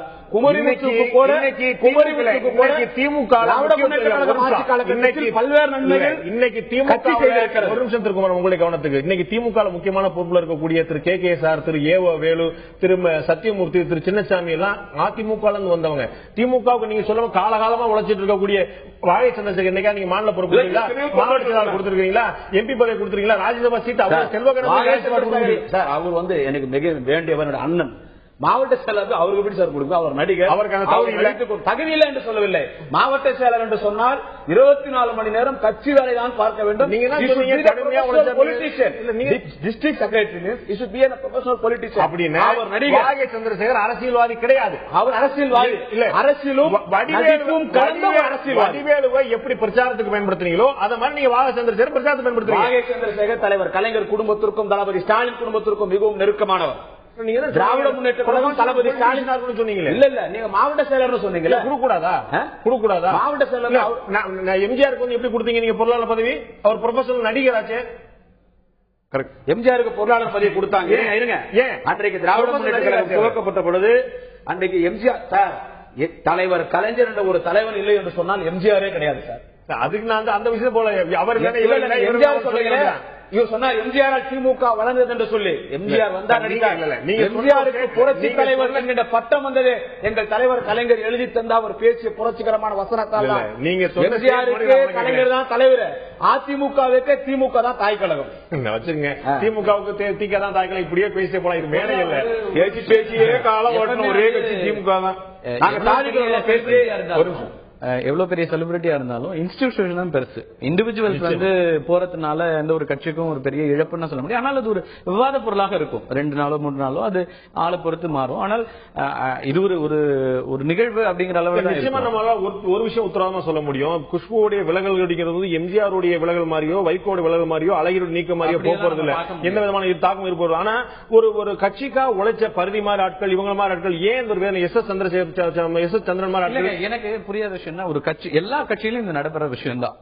நீங்க வந்து ஒரு கட்சியில சேர்றது, இணையறது, வெளியில வர்றது அப்படிங்கறதுலாம் பாத்தீங்கன்னா இன்னைக்கு வந்து மாநில கட்சிகள்ல இருந்து தேசிய கட்சி, ஈவன் இடதுசாரிகள்ல கூட அது நடக்க ஆரம்பிச்சிருக்கு. இடதுசாரி கட்சிகளை பொறுத்த வரைக்கும் வந்து பிறந்ததுல இருந்து குடும்பமாவே இருக்கிறவங்க எல்லாம் கூட இன்னைக்கு வந்து அங்க மாறக்கூடிய சூழல்களை நம்ம பாக்குறோம். இன்னைக்கு மாறி இருக்க ஒரு அரசியல் கலாச்சாரத்துல இன்னைக்கு வந்து கொள்கை அப்படிங்கிற பேசிக்கான விஷயங்களை விட்டதுக்கு பிறகு இனிமே எந்த கட்சிக்கு போறது அப்படிங்கறதுலாம் கொள்கை சார்ந்து இயங்குகின்ற அரசியலும் இன்னைக்கு இல்ல, அரசியல் தலைவர்களும் ரொம்ப குறைஞ்சிட்டாங்க. அதனால நம்ம வந்து ஒருத்தர் வந்து இங்க இருந்து வெளியில போறது ஒரு பெரிய நிகழ்வாகவோ அல்லது வந்து விலகிறது ஒரு பெரிய நிகழ்வாகவோ நான் பார்க்கல. அதனால வந்து அந்த இண்டிவிஜுவலுக்கும் பெரிய இழப்புன்னு சொல்லலாம். அவங்க வேற ஒரு இடத்துல வேற ஒரு தளத்துல அவங்களுக்கு ஏற்கக்கூடிய ஒரு இடத்துல போய் பெர்ஃபார்ம் பண்ண கூட முடியும். இன்னொரு சர்வைவல்ங்கிறது வந்து ஒரு பெரிய கேள்விக்குறி ஆயிடும்னு நான் சொல்லல. அதே நேரத்தில் அவங்களோட இடத்த இன்னொருத்தர் ரீப்ளேஸ் பண்ணுவாங்க. ஒரு கட்சிங்கிறது தான் கட்டாயமா பெருசா இருக்கும். இன்னும் இண்டிவிஜுவல் வந்து இன்ஸ்டிடியூஷனோட சின்ன தான். இப்ப அந்த இன்ஸ்டிடியூஷன் பத்தி சொன்னதுனால அதுல ஒரு டவுட் வந்துச்சு. அது ரெண்டாவது கட்டமா அதான் எடுக்கலாம்னு இருந்தேன். அதாவது இந்த அமைப்பு ரீதியா திமுக வந்து ஒரு மிகப்பெரிய மாற்றத்தை கொண்டு வந்திருக்காங்க. ஒன்னு வந்து நீண்ட நெடுங்காலமாக இருந்த மாவட்ட அமைப்புகளை வந்து கிட்டத்தட்ட எல்லாத்தையுமே 2-3 உடைச்சு 31 இருந்த இடத்துல வந்து 65 கொண்டு வந்தாங்க. இந்த மாவட்டத்தை ரொம்ப காலதாமதமா அவர்கள் உணர்ந்து கொண்ட ஒரு விஷயமா பாக்குறீங்களா, இல்லாட்டி இதுல என்ன பலன் இருக்கான்னு நினைக்கிறீங்களா? தேர்தல் தோல்வி அப்படிங்கிறது வந்து திமுகவுக்கு ரொம்ப பழகின விஷயம் தான், புதுசு இல்ல. இந்த தோல்விங்கிறது வந்து பெரிய அளவுக்கு தாக்கத்தை உண்டாக்குன ஒரு தோல்வி. ஏன்னா அவங்க வந்து முதல் முறையாக 3வது இடத்துக்கு எல்லாம் போனாங்க. 7 இடத்துல 3வது இடம் போச்சு அந்த கூட்டணி. 2 இடத்துல 4வது இடத்துக்கு கூட தள்ளப்பட்டாங்க. அந்த வெற்றி, அந்த வின்னிங் மார்ஜின் பாத்தீங்கன்னா பெரிய அளவுக்கு எல்லாம் போச்சு. அப்புறம் தொடர்ச்சியான தோல்விகள். இப்ப 2011 தேர்தலுக்கு பிறகு இதுவும் அப்படி வரும்போது ஒரு பெரிய கேள்வி வருது. அப்போ கட்சியில் என்ன பிரச்சனை அப்படின்னு அவங்க வந்து அதை யோசிக்க வேண்டிய ஒரு கட்டாயத்துக்கு வந்திருக்காங்க. குறிப்பா வந்து கட்சிக்கு ஒரு இமேஜ் பில்டப் தேவைப்படுது. இப்ப கட்சியை வந்து யங்ஸ்டர்ஸ் மத்தியில இருந்து ஒரு பெரிய ஒரு விலகல் இருக்கிற மாதிரி இருக்கு. அது திமுக வந்து தொடர்ச்சியா என்ன பார்க்கப்படுதுன்னா ஒரு முதியவர்களுக்கான கட்சியாகவே இருக்குதோ, ஒரு 40 அல்லது அதுக்கு மேல இருக்கிறவங்களுக்கான கட்சியா இருக்குதோ அப்படிங்கிற ஒரு விமர்சனம் வைக்கப்படுது. அந்த மாதிரியான ஒரு சூழல்ல அப்ப இவங்களுக்கு வந்து இப்ப யங்ஸ்டர்ஸ் என்ன எதிர்பார்க்கறாங்க அப்படின்னா அதுக்கான தேவைகளை அவங்க வந்து பூர்த்தி செய்ய வேண்டிய கட்டாயம் இருக்கு. அந்த இமேஜ் பில்டப் அதுல ஒரு பார்த்தாதான் ஸ்டாலின் முன்னிறுத்தப்படுறதெல்லாம் பார்க்க வேண்டியிருக்கு. நம்ம இந்த யங்ஸ்டர்ஸ் அட்ராக்ட் பண்றோம் அப்படிங்கிற ஒரு ஏரியால அப்ப இந்த மாவட்ட செயலாளர்கள் மேல இருக்கிற ஒரு அதிருப்திங்கிறது வந்து நிறைய பேருக்கு வெளிப்படையா முதல் முறையா எனக்கு தெரிஞ்சு ஒரு Facebook மாதிரியான ஒரு இணையதளங்கள் எல்லாம் திமுகவினரே வெளிப்படையா விமர்சனங்கள் வைக்க ஆரம்பிச்சாங்க. நிறைய மாவட்டங்களை வந்து மாத்தணும், அவங்க வந்து குறுநில மன்னர்களாக செயல்பட ஆரம்பிச்சிட்டாங்க அப்படிங்கிற விமர்சனங்கள் வர ஆரம்பிச்சிச்சு. அப்புறம் மாவட்ட செயலாளர்கள் மேல வர்ற வழக்குகள், நீங்க ஒரு 25 வருஷமா ஒரே ஒருத்தரே இருக்காரு ஒரு இடத்துல, பெரிய ஆளுகை கிட்டத்தட்ட ஒரு 15, 12, 13 அசம்பிளி கான்ஸ்டிட்யூன்சி அவங்க கையில தான் இருக்குது. அப்படிங்கும்போது அவங்களுடைய அப்ரோச் டு தி கேடர்ஸ் இருக்குல்ல, அது வந்து வேற மாதிரி மாறுது. அவங்க வந்து ஒரு காலத்துல வந்து தோல்ல கை போட்டுட்டு போன மாவட்ட செயலாளர்கள் இன்னைக்கு வந்து கார்ல உட்கார்ந்துருக்காங்க, இவங்க வெளியில இருந்துட்டு என்னப்பா வேணும் அப்படின்னு கண்ணசைவில கேட்டுட்டு போறக்கூடிய சில மாவட்ட செயலாளர்களையும் பார்க்க வேண்டியிருக்கு திமுக பொறுத்த வரைக்கும். இப்ப இந்த மாதிரியான விஷயங்கள்ல வந்து அவங்களுடைய அதிகாரங்களை குறைக்கிறது அல்ல அதிகாரத்தை பகிர ஆக்குறது, புதியவர்களுக்கான வாய்ப்புங்கிறது திமுக ரிலேட்டிவ்லி வந்து கம்மி. நீங்க ஏடிஎம்கேல வந்து யாருக்கு வேணா எப்ப வேணா சீட்டு கிடைக்கும், யார் வேணா எப்ப வேணாலும் ஒரு பொசிஷனுக்கு வருவாங்கன்ற ஒரு நம்பிக்கை இருந்துட்டு இருந்தது. இப்ப புதுசா வந்து ஒரு 30 மாவட்டங்கள் உருவாக்குறதன் மூலமாக நிறைய வந்து ஒரு எந்த மாவட்டம் இருந்தாலும் அந்த மாவட்டம் ஒரு மாவட்ட செயலாளருக்கு எதிராக இன்னொரு குரூப் இருப்பாங்க.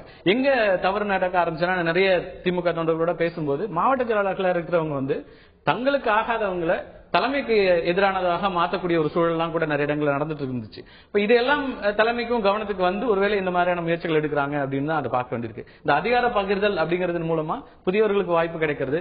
இந்த இமேஜ் பில்டப்ல ஒரு பார்ட்டா இது இருக்கும் அப்படின்னு தான் திரு குமரன் கேட்கிறோம். திரு கார்த்திகை செல்வம் சொல்லும் ஒரு விஷயம் சொன்னார், ஒரு இளைஞர்களுக்கான வாய்ப்பு இந்த திமுக இருக்குதா அப்படின்னா இளைஞர்கள் மத்தியில் ஒரு கேள்வி இருக்கு அப்படின்னு சொல்லிட்டு திரு துரைமுருகன் நான் அந்த கேள்வி போயிட்டு கேட்கும்போது அவங்க இதை தெளிவா சொன்னாங்க. ஆமா, நான் வந்து இளைஞர்கள்ட்ட இருந்து கொஞ்சம் அந்நியப்பட்டு போயிருக்கோங்கிறத நான் ஒத்துக்கிறேன்.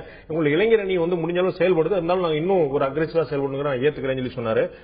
அந்த ஒரு நாடு இளைஞருடைய பார்வையெல்லாம் எங்கேயோ போயிட்டு இருக்கும்போது நீங்க இன்னும் பல விஷயங்கள் பேசிட்டு மாவட்ட செயலாளர் கருத்தை மட்டுமே கேட்டு அதுக்கான ஒரு மாற்று கருத்தை பார்க்காம உண்மை இதுதானாங்கிறத கூட யோசிக்காம மாவட்ட செயலாளர் கிட்டத்தட்ட ஒரு குறுநில மன்னர்கள் மாதிரி ஆக்கி விட்டு புதியவர்களுக்கு வாய்ப்பு கொடுக்காமலே போயிடுச்சு. இங்க வந்து திரு கார்த்திகை அதிமுக வந்து நீங்க சொன்னீங்க எவ்வளவு புதிய முகங்கள் வாய்ப்பு, அமைச்சர் பதவியோ மாவட்ட செயலாளரோ மாத்திக்கிட்டே இருக்காங்க ஒரு விமர்சனம் வச்சாலும் எவ்வளவு புதியவர்களுக்கு வந்து சுனாமி மாதிரி வாய்ப்பு கிடைக்குது. திமுக அப்படி சொல்ல முடியுமா? ஆட்சி அமைச்சா யார் யார் மந்திரிங்கிறத நாம சொல்லிட முடியும் பட்டியல். அவ்வளவு வெளிப்படையான விஷயம் இல்லையா? திமுக வந்துட்டு பாத்தீங்கன்னா இப்ப இளைஞரணி வந்து நம்ம எங்களுடைய தலைவர் தளபதி ஸ்டாலின் அவர்கள் தமிழ்நாடு முழுவதும் சுற்றித் திரிந்து அவரே நேர்காணல் நடத்தி அனைத்து மாவட்டத்திலும் புதிய இளைஞர்களை 30 வயதுக்குள்ளே மாவட்ட அமைப்பாளர் துணை அமைப்பாளர் நியமித்திருக்கிறார். இதுல நீங்க ஒரு விஷயம் ஒன்று புரிஞ்சுக்கணும். இப்போ எனக்கு வயசு பாத்தீங்கன்னா 37, 38 வயசா இருக்கும். நான் அரசியலுக்கு வரும்போது 16 வயசு. அப்போ பேஸ்புக், ட்விட்டரு, மீடியா, செல்போனு எதுவும் கிடையாது. இப்போ அப்படி கிடையாது. இப்ப பாத்தீங்கன்னா ட்விட்டர், பேஸ்புக், மீடியான்னு சொல்லி இன்னைக்கு ஜெனரேஷன் எங்கேயோ போயிடுச்சு. இன்னைக்கு சயின்ஸ் எங்கேயோ வளர்ந்துருச்சு. இன்னைக்கு கம்ப்யூட்டர் உலகம் இது. இப்போ திமுக அப்படிதான். இன்னைக்கு 2 வருஷம் ஆச்சு நாங்க நியமிச்சு அவங்க இப்பதான் ட்ரெயின் அப் பண்ணிட்டு இருக்கிறோம். வர இருக்கிற சட்டமன்ற தேர்தலில் அவர்களுக்கெல்லாம் நன்றாக பணியாற்றுவார். அனைத்து இளைஞர்களுக்கும் வர இருக்கிற சட்டமன்ற தேர்தலில் நம்முடைய தலைவர் தளபதி ஸ்டாலின் அவருக்கான வாய்ப்பை தருவார்.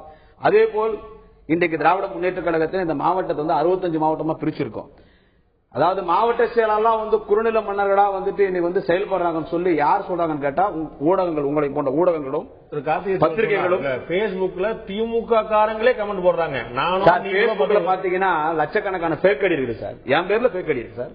குடியாத்த குமரன் நான் ஒரு ஐடி வச்சிருக்கேன். ஆனா என் பேர்ல ஃபேக் ஐடி இருக்கு. ஒரு டீக்கு 2 டீ போட்டாங்க. ஒரு டீ சார் கடைசியில ஒரு டீல முடியும். பேஸ்புக் எல்லாம் நீங்க வச்சு பேசக்கூடாது.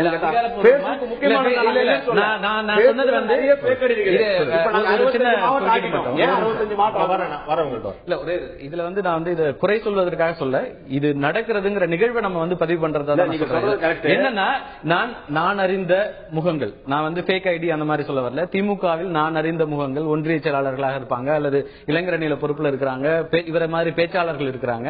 அவர்களே வந்து பதிவு பண்ற விஷயங்கள் அவங்க ஓபனா அது வந்து ஆரோக்கியமான விமர்சனமா தான் வைக்கிறாங்க. அவங்க தலைமைக்கு போய் சேரணும், அது ஏதாவது வகையில போய் சேரணும். 65 மாவட்டங்களாக பிரிக்கப்பட்டிருக்கிறது. 65 மாவட்டம். அதே நேரத்தில் பாத்தீங்கன்னா இந்த 65 மாவட்டம் பிரிச்சதுனால நீங்க பேசும்போது இவர் சொன்னாரு, அதாவது நீங்களும் சொன்னீங்க குறுநிலமன், நாங்கள் எந்த மாவட்ட செயலாளரையும் இதற்கு முன்பாடு இருந்த திராவிட முன்னேற்ற கழகத்தில் 25 ஆண்டு காலம் 30 ஆண்டு காலம் தொடர்ந்த மாவட்ட கழகத்தின் செயலாளராக பணியாற்றிய யாருடைய உழைப்பையும் நாங்கள் குறை சொல்லவில்லை. தலைவரோ தளபதியோ உழைப்பை குறை சொல்லவில்லை. இருந்தாலும் இப்ப வேலூர் மாவட்டம் பாத்தீங்கன்னா 13 தொகுதி இருக்கு. 13 தொகுதிக்கு ஒரு மாவட்ட செயலரே சுத்துறாரு. திருவண்ணாமலையில 10 தொகுதிக்கு ஒரு மாவட்டம் சுத்துறாரு. இதே மாதிரி விழுப்புரம் போனா 10 தொகுதி 12 தொகுதி 13 தொகுதி 9 தொகுதி ஒரே மாவட்ட செயலாளர் தான் கோரிக்கை விடுத்தாங்களா மாவட்டத்தை பிரிங்கன்னு. தலைவரும் தளபதியும் எடுத்த ஒரு முடிவு எடுத்து 3 தொகுதி 4 தொகுதிக்கு ஒரு மாவட்டம். அதாவது இன்னும் 2 வருடங்கள் மட்டும்தான் மதுரையில 2 பிரிச்சிருக்காங்க. மாநகராட்சி பிரிச்சு அதாவது என்னன்னு கேட்டீங்கன்னா கடுமையாக உழைக்கணும். இந்த நாடாளுமன்ற தேர்தலில் இந்த வெற்றி வாய்ப்பு இழந்திருக்கிறோம். கிட்டத்தட்ட ஒரு 8 வருஷம் ஆச்சு இந்த முடிவு அதிமுக எடுத்து. அதிமுகவும் திமுகவும் தயவு செஞ்சு நீங்க ஒன்னா பேசாதீங்க. அதிமுக ஆட்சிக்கு வந்திருக்கலாம், 37 MP ஜெயிச்சிருக்கலாம். அதிமுக is a company, DMK is a movement. அதனை தெரிஞ்சுக்கணும். அதிமுக திமுக வந்து திமுக சார் திராவிட முன்னேற்ற கழகம் போன கட்சியும் இல்லை. ஜீரோனா 1996ஆம் ஆண்டு ஜெயலலிதா கூட தான் கருவூருடைய சட்டமன்றத்தில் சுகவனத்தில் தோற்று போனார். அரசியலிலே தோல்விக்கான ஒரே தலைவர் தமிழகத்தின் தலைவர் எங்கள் தலைவர் டாக்டர் கலைஞர். திமுக கூட வேற யாரும் சொல்ல முடியாது. யாருங்க? திமுக கூட நீங்க வேற யாரும் சொல்ல முடியாது. அது வெற்றி வாய்ப்பு. காமராஜரே தோற்று போனாரு. எங்கள் இயக்கத்திற்கு தோற்று போனார். அடுத்த வர 2016 திமுக தான் தமிழ்நாட்டில் ஆட்சி அமைக்கும். அமைச்சா என்ன சொல்றீங்க? உனக்கு எனக்கு பந்தயம். அமைச்சா என்ன சொல்றீங்க? தலைவர் கலைஞர் தான் ஆட்சி அமைப்பார். தலைவர் கலைஞர் தலைமையில் எங்கள் தலைவர் தளபதி ஸ்டாலின் தமிழ்நாட்டின் முதலமைச்சராக வருவார். மக்கள் முடிவுக்கு நான் திரு தியாகிட்ட கேட்க விரும்புறேன். இந்த அமைப்பு ரீதியான ஒரு மாற்றத்தை பண்ணும்போது இது வந்து ஒரு ஜனநாயக முறைப்புல வந்து திமுக பண்ணாங்க. இதுக்கு வந்து ஒரு குழு நியமிச்சு இந்த அமைப்புல என்ன மாதிரி ஒரு மாற்றம் பண்ணு சொல்லிட்டு ஒவ்வொரு தொகுதியா பார்த்து பாராளுமன்ற தொகுதி வாரியா, சட்டமன்ற தொகுதி வாரியா, மாவட்ட வாரியா, வருவாய் மாவட்ட வாரியா பார்த்து பண்ணிருக்காங்க. இந்த ஜனநாயகமான முறையில் வந்து திரு கார்த்திகை செல்வன் சொன்ன போல புதிய முகங்களுக்கு நிறைய ஒரு வாய்ப்பு கொடுக்க திமுக நிச்சயமா ஒரு மறுவாழ்வை ஒரு புத்துணர்வை கொடுக்காதுன்னு நினைக்கிறீங்களா? கொடுக்காது சார், நிச்சயமா கொடுக்காது. என்ன காரணம் கேட்டு உள்ளடி வேலை நிறைய நடக்கும். அதுக்காக புது வாய்ப்பு இருக்கு. எனக்கு வளர்ச்சிக்கான வாய்ப்பு ஞாபகம் வச்சுக்கிட்டீங்க. நான் ஏற்கனவே உங்கள்கிட்ட சொன்னேன், 2.5 வயசு குழந்தைய கொடுத்து 10 வருஷம் கழிச்சு பார்த்தா அதனோட வயசு வந்து இன்னைக்கு 31 மாவட்ட செயலாளர் இருந்த இடத்துல இன்னைக்கு வந்து மாவட்ட செயலாளர் 65 பேர் இருந்தாகணும். அப்ப நீங்க கூடுதலா 34 பேருக்கு வாய்ப்பு கொடுத்தாகணும். நீங்க மறுக்க முடியாது. அங்க மாவட்ட செயலாளர் கொடுக்கும் போதே மாவட்ட துணை செயலாளர் இருப்பாரு, இணை செயலாளர் இருப்பாரு. எல்லாம் நீங்க கொடுத்தாலும் பிரிச்ச உடனே அங்க முடிஞ்சு போச்சு, கதை முடிஞ்சு போச்சு. ஏன்னு கேட்டீங்கன்னா அவங்களுக்கு அது ஒத்து வராது. நான் மாவட்ட செயலாளர் இருந்தேனே, என்ன விட்டுட்டு நீ எதுக்கு அவனுக்கு கொடுத்த நீனு, இந்த வேலை தான் நடக்குமே தவிர இந்த எண்ணம் வந்து அதிமுக இல்லையா, காங்கிரஸ்ல இல்லையா, பாஜக இல்ல, எந்த இடத்துல இல்ல. ஒரு தலைமைக்கு வந்து மாவட்டங்கள்ல இருந்து ஒரு மொட்டை பெட்டிஷன் போறது வந்து எந்த இடத்துல இல்ல, எல்லா கட்சியும் இருக்கக்கூடிய. வீரபாண்டி ஆறுமுகம் இருந்தார் சேலத்துல, மொட்டை பெட்டிஷன் சேலத்துல வீரபாண்டி ஆறுமுகம் இருந்தார். வீரபாண்டி ஆறுமுகத்தை மீறி அங்க ராஜேந்திரனை கொண்டு வந்தாங்க, செல்வ கணபதியை கொண்டு வந்தாங்க. அதுல எவ்வளவு பிரச்சனை நடந்தது தெரியுமா உங்களுக்கு? வீரபாண்டி ஆறுமுகத்தை மீறி எல்லாம் கொண்டு வரல. அது தவறான பதிவு. செல்வ கணபதி இணைய நிகழ்ச்சியை வீரபாண்டி ஆறுமுகம் இல்ல வீரபாண்டியார் கலந்துக்கிறாரு. வீரபாண்டியார் கலந்துக்கிறாரு. அதிருப்தி வந்து மாவட்ட தலைவர்கள் எந்த கட்சியில இல்ல, எல்லா கட்சியும் இருக்கக்கூடியது. இந்த அதிருப்தி வந்து எந்த இடத்துல இல்ல, அதிமுக இல்ல. அதிமுக கட்சி மாவட்ட செயலாளர் மத்தியான மாவட்ட செயலாளர் கண்ட்ரோல்ல தான் கலைஞர் இருக்காரே தவிர அப்படிதான் இருக்கணும். கட்சியில வந்து அவங்கதான் ஆமா, பட் அவங்க பேச்சதான் நீங்க கேட்கணும். ஆனா அவங்க பேச்சு இவர் கேட்கல. இப்ப பிரிச்சுட்டாங்கன்னு வச்சீங்க, பிரச்சனை தான் ஒரு பாருங்க. நீங்க எழுதி நீங்க என்ன சொன்னீங்க, மாவட்ட செயலாளரோட கண்ட்ரோல்ல தலைவர் இருக்கிறாருன்னு சொல்லி சொல்றீங்க. சொன்னல அப்படித்தானே இருக்கணும். ஒரு பொதுக்குழுவோ செயற்குழுவோ மாவட்ட தலைவர் அவங்க தானே சொல்லணும், அவங்க சொல்லத்தானே அவர் கேட்கணும். அதானே இயல்பு, அதானே ஜனநாயகமா இருக்க முடியும். இல்ல சார், மாவட்ட தலைவரை இப்ப பிரிச்சுட்டீங்கல்ல, இப்ப 35 65 ஆகிட்டீங்கல்ல, இப்ப அப்ப எப்படி வேலை செய்வான் மாவட்ட செயலாளர்? அப்பதான் நல்லா வேலை செய்வாங்க, அப்பதான் கழக பணி நன்றாக நடைபெறும். நீங்க பாருங்க, திரு கார்த்தி செல்வன் இறுதியான ஒரு கேள்வி கேட்க, திமுக தலைவருக்கு வந்து ஒரு அறிக்கையில் கொடுத்திருந்தார். இந்த மாதிரி அதிமுக அடிக்கடி மாற்றங்கள் நிகழும் போது அவர் சொல்லியிருந்தாரு, இது போன்ற மாற்றங்கள் வந்து திமுக எடுக்க முடியல. அது பார்த்தா எனக்கே கூட கொஞ்சம் ஒரு யோசனையா இருக்குது. அவங்க எடுக்கிற மாதிரி கடுமையான நடவடிக்கை எடுத்தாதான் நம்ம கட்சிக்கும் சரி வருமோ அப்படிங்கிற மாதிரி வருத்தத்தை பரிசிச்சார். அதிமுக வந்து இவ்வளவு பெரிய வெற்றி பெற்ற பிறகும் கூட 3 மாவட்ட செயலாளர்கள் 3 மந்திரிகள் மாற்றம் கடுமையாக நடந்தது. திமுக ஒரு பின்னடைவுக்கு பிறகு புதிய மாவட்ட செயலாளர் உருவாயிருக்கிறார்களே தவிர எந்த நடவடிக்கையும் இல்லை. அப்ப கடுமையான நடவடிக்கை ஒரு அந்த கட்சியை அடுத்த கட்டத்துக்கு தமிழகத்தில் மிகப்பெரிய கட்சியா மிக பழைய கட்சியா இருக்கக்கூடிய திமுக வந்து தன்னை முழுமையா பலப்படுத்திக்கிறதுக்கு இன்னும் கடுமையான நடவடிக்கை எடுக்க வேண்டியது நினைக்கிறீங்களா? இல்ல, அவரே தொடர்ச்சியா சொல்லிட்டு இருக்கிறது தான் திமுக வந்து ஒரு ஜனநாயக கட்சி, நாங்க உடனே எடுத்து பண்ண முடியாது அப்படின்னு அதை அவர் பலமுறை சொல்லிட்டு இருக்காரு. ஒவ்வொரு கட்சியோட அப்ரோச், ஒவ்வொரு தலைமையோட அப்ரோச்ன்றது நம்ம வந்து ரெண்டுத்தையும் ஒரே மாதிரி இருக்கணும்னு எதிர்பார்க்க முடியாது. அவங்க வந்து உடனே ஆக்ஷன் எடுக்கிறாங்க, இவங்க எடுக்கல அப்படிங்கறது நம்ம சொல்ல முடியாது. ஆனால் இந்த 65 மாவட்டங்களா பிரிக்கிறதே கூட எனக்கு தெரிஞ்சு மிகப்பெரிய ஒரு முன்னேற்றமா தான் நான் பாக்குறேன். திமுகவுடைய இயல்புக்கு திமுக வந்து எந்த ஒரு வேற பலப்படுத்தும் நினைக்கிறீங்க? எப்பவுமே வந்து அவங்க வந்து யாரையும் விட்டு கொடுத்துட மாட்டாங்க. எனக்கு தெரிஞ்சு பெரும்பாலான அளவுக்கு கட்சி தோல்வி அடையும். ஆனாலும் கூட ஈவன் ஊழல் வழக்குகளை சிக்கினவங்களே கூட ஜஸ்டிஃபை பண்ணிட்டு இருக்கிற ஒரு கட்சியா தான் அது இருந்துட்டு இருக்கு இன்னமும். அதனால அவங்க வந்து எந்த யாரையும் வெளியில போ அப்படின்னு சொல்ற அந்த பழக்கத்திலையும் வச்சிட்டு இருக்கல அவருடைய அந்த கட்சியினுடைய வரலாறு பாத்தீங்கன்னா கூட. அப்ப வந்து பொறுமையான நிகழ்வுகளா தான் இருந்துட்டு இருக்கு. இப்போ இந்த மாதிரி ஒரு முடிவே கூட அவங்களுக்கு அது ஒரு கடினமான முடிவா தான் இருக்கும். ஏன்னா இப்ப வந்து ஏற்கனவே ஒரு பலம் பொருந்திய தலைவர்களாக அந்தந்த மாவட்டத்தில் இருக்கிறவங்க எல்லாமே இப்ப அதிருப்திக்கு ஆளாகக்கூடிய ஒரு சூழலும் இருக்கு. ஒரு சில பேருக்கு தங்களுடைய அதிகார எல்லை குறையுது அப்படிங்கிற ஒரு அதிருப்தி வரும். அந்த சூழலையும் கூட எதிர்கொள்றதுக்கு தயாரா தான் இந்த முடிவு எடுத்திருக்காங்க. சரியாயிடும் ஒரு இல்ல அந்த மாதிரி ஒரு கன்விக்ஷனல் டெசிஷனுக்கு பார்ட்டி வந்திருக்குன்னு சொல்ல வரேன். அந்த லீடர்ஷிப் வந்து நம்ம அடுத்ததாக ஒரு தீவிரமான நடவடிக்கைகள் எடுக்கணும். ஏன்னா இது வந்து மக்களை சாட்டிஸ்பை பண்றதை விட சொந்த கட்சியில் இருக்கிற தொண்டர்களை சாட்டிஸ்பை பண்ணணும், அவங்களோட மனநிலையை வந்து நம்ம பிரதிபலிக்கணுங்கிற மாதிரியான ஒரு இதுக்குள்ள போயிருக்கிறாங்க. ஆக இந்த மூவே கூட வந்து அன்எக்ஸ்பெக்டட் தான். நிறைய பேர் வந்து இதுவே வந்து நடக்குமா அப்படிங்கிற ஒரு கேள்வி எல்லாம் வந்துச்சு. இந்த குழு அமைச்சப்ப கூட குழுவோட பரிந்துரைகள் வரும். அதுக்கு பிறகு வந்து அது ஒரு மாதிரி போயிடுவாங்க அப்படி எல்லாம் சொல்லப்பட்ட நேரத்தில் அவங்க வந்து அடுத்த கட்டமாக நகர்ந்திருக்கிறாங்க. ஒரு கடினமான முடிவை திமுக எடுத்திருக்கிறது. அது என்ன மாதிரியான பலனை தர இருக்கிறது என்பதை பொறுத்து பார்க்க வேண்டும். குஷ்பு திமுக விலகியது யாருக்கு பாதிப்பை ஏற்படுத்தும்? மக்களிடம் கருத்து கேட்டிருந்தோம். குறுஞ்செய்தி வாயிலாக மக்கள் என்ன சொல்லியிருந்தார்கள், மக்களுடைய மனசு, மக்களுடைய கருத்து என்ன, இப்போது பார்க்கலாம்.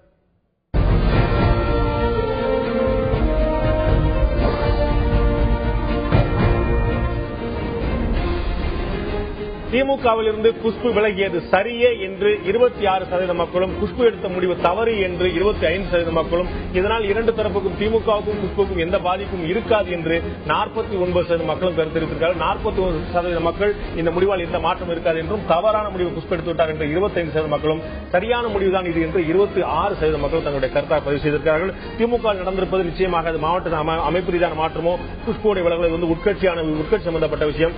நிச்சயமாக ஜனநாயகத்துக்கு ஆளுங்கட்சியா இருந்தவர்கள், ஆளுங்கட்சியா இருக்கக்கூடிய வாய்ப்புகள் உள்ளவர்கள், அந்த மாதிரி ஒரு கட்சி வந்து ஜனநாயகத்தை முழுமையாக கொண்டு போய் சேர்க்கணும் அப்படிங்கிறதா எல்லாருடைய எதிர்பார்ப்பா இருக்கும். அந்த கட்சியில் என்ன நடக்கிறது என்பதை பொறுத்து வந்து பார்ப்போம். இந்த நிகழ்ச்சியில் கடந்து கொண்டு கருத்து விருந்தினர்கள் 3 பேருக்கு நன்றி. பார்த்த உங்களுக்கு நன்றி நண்பர்களே.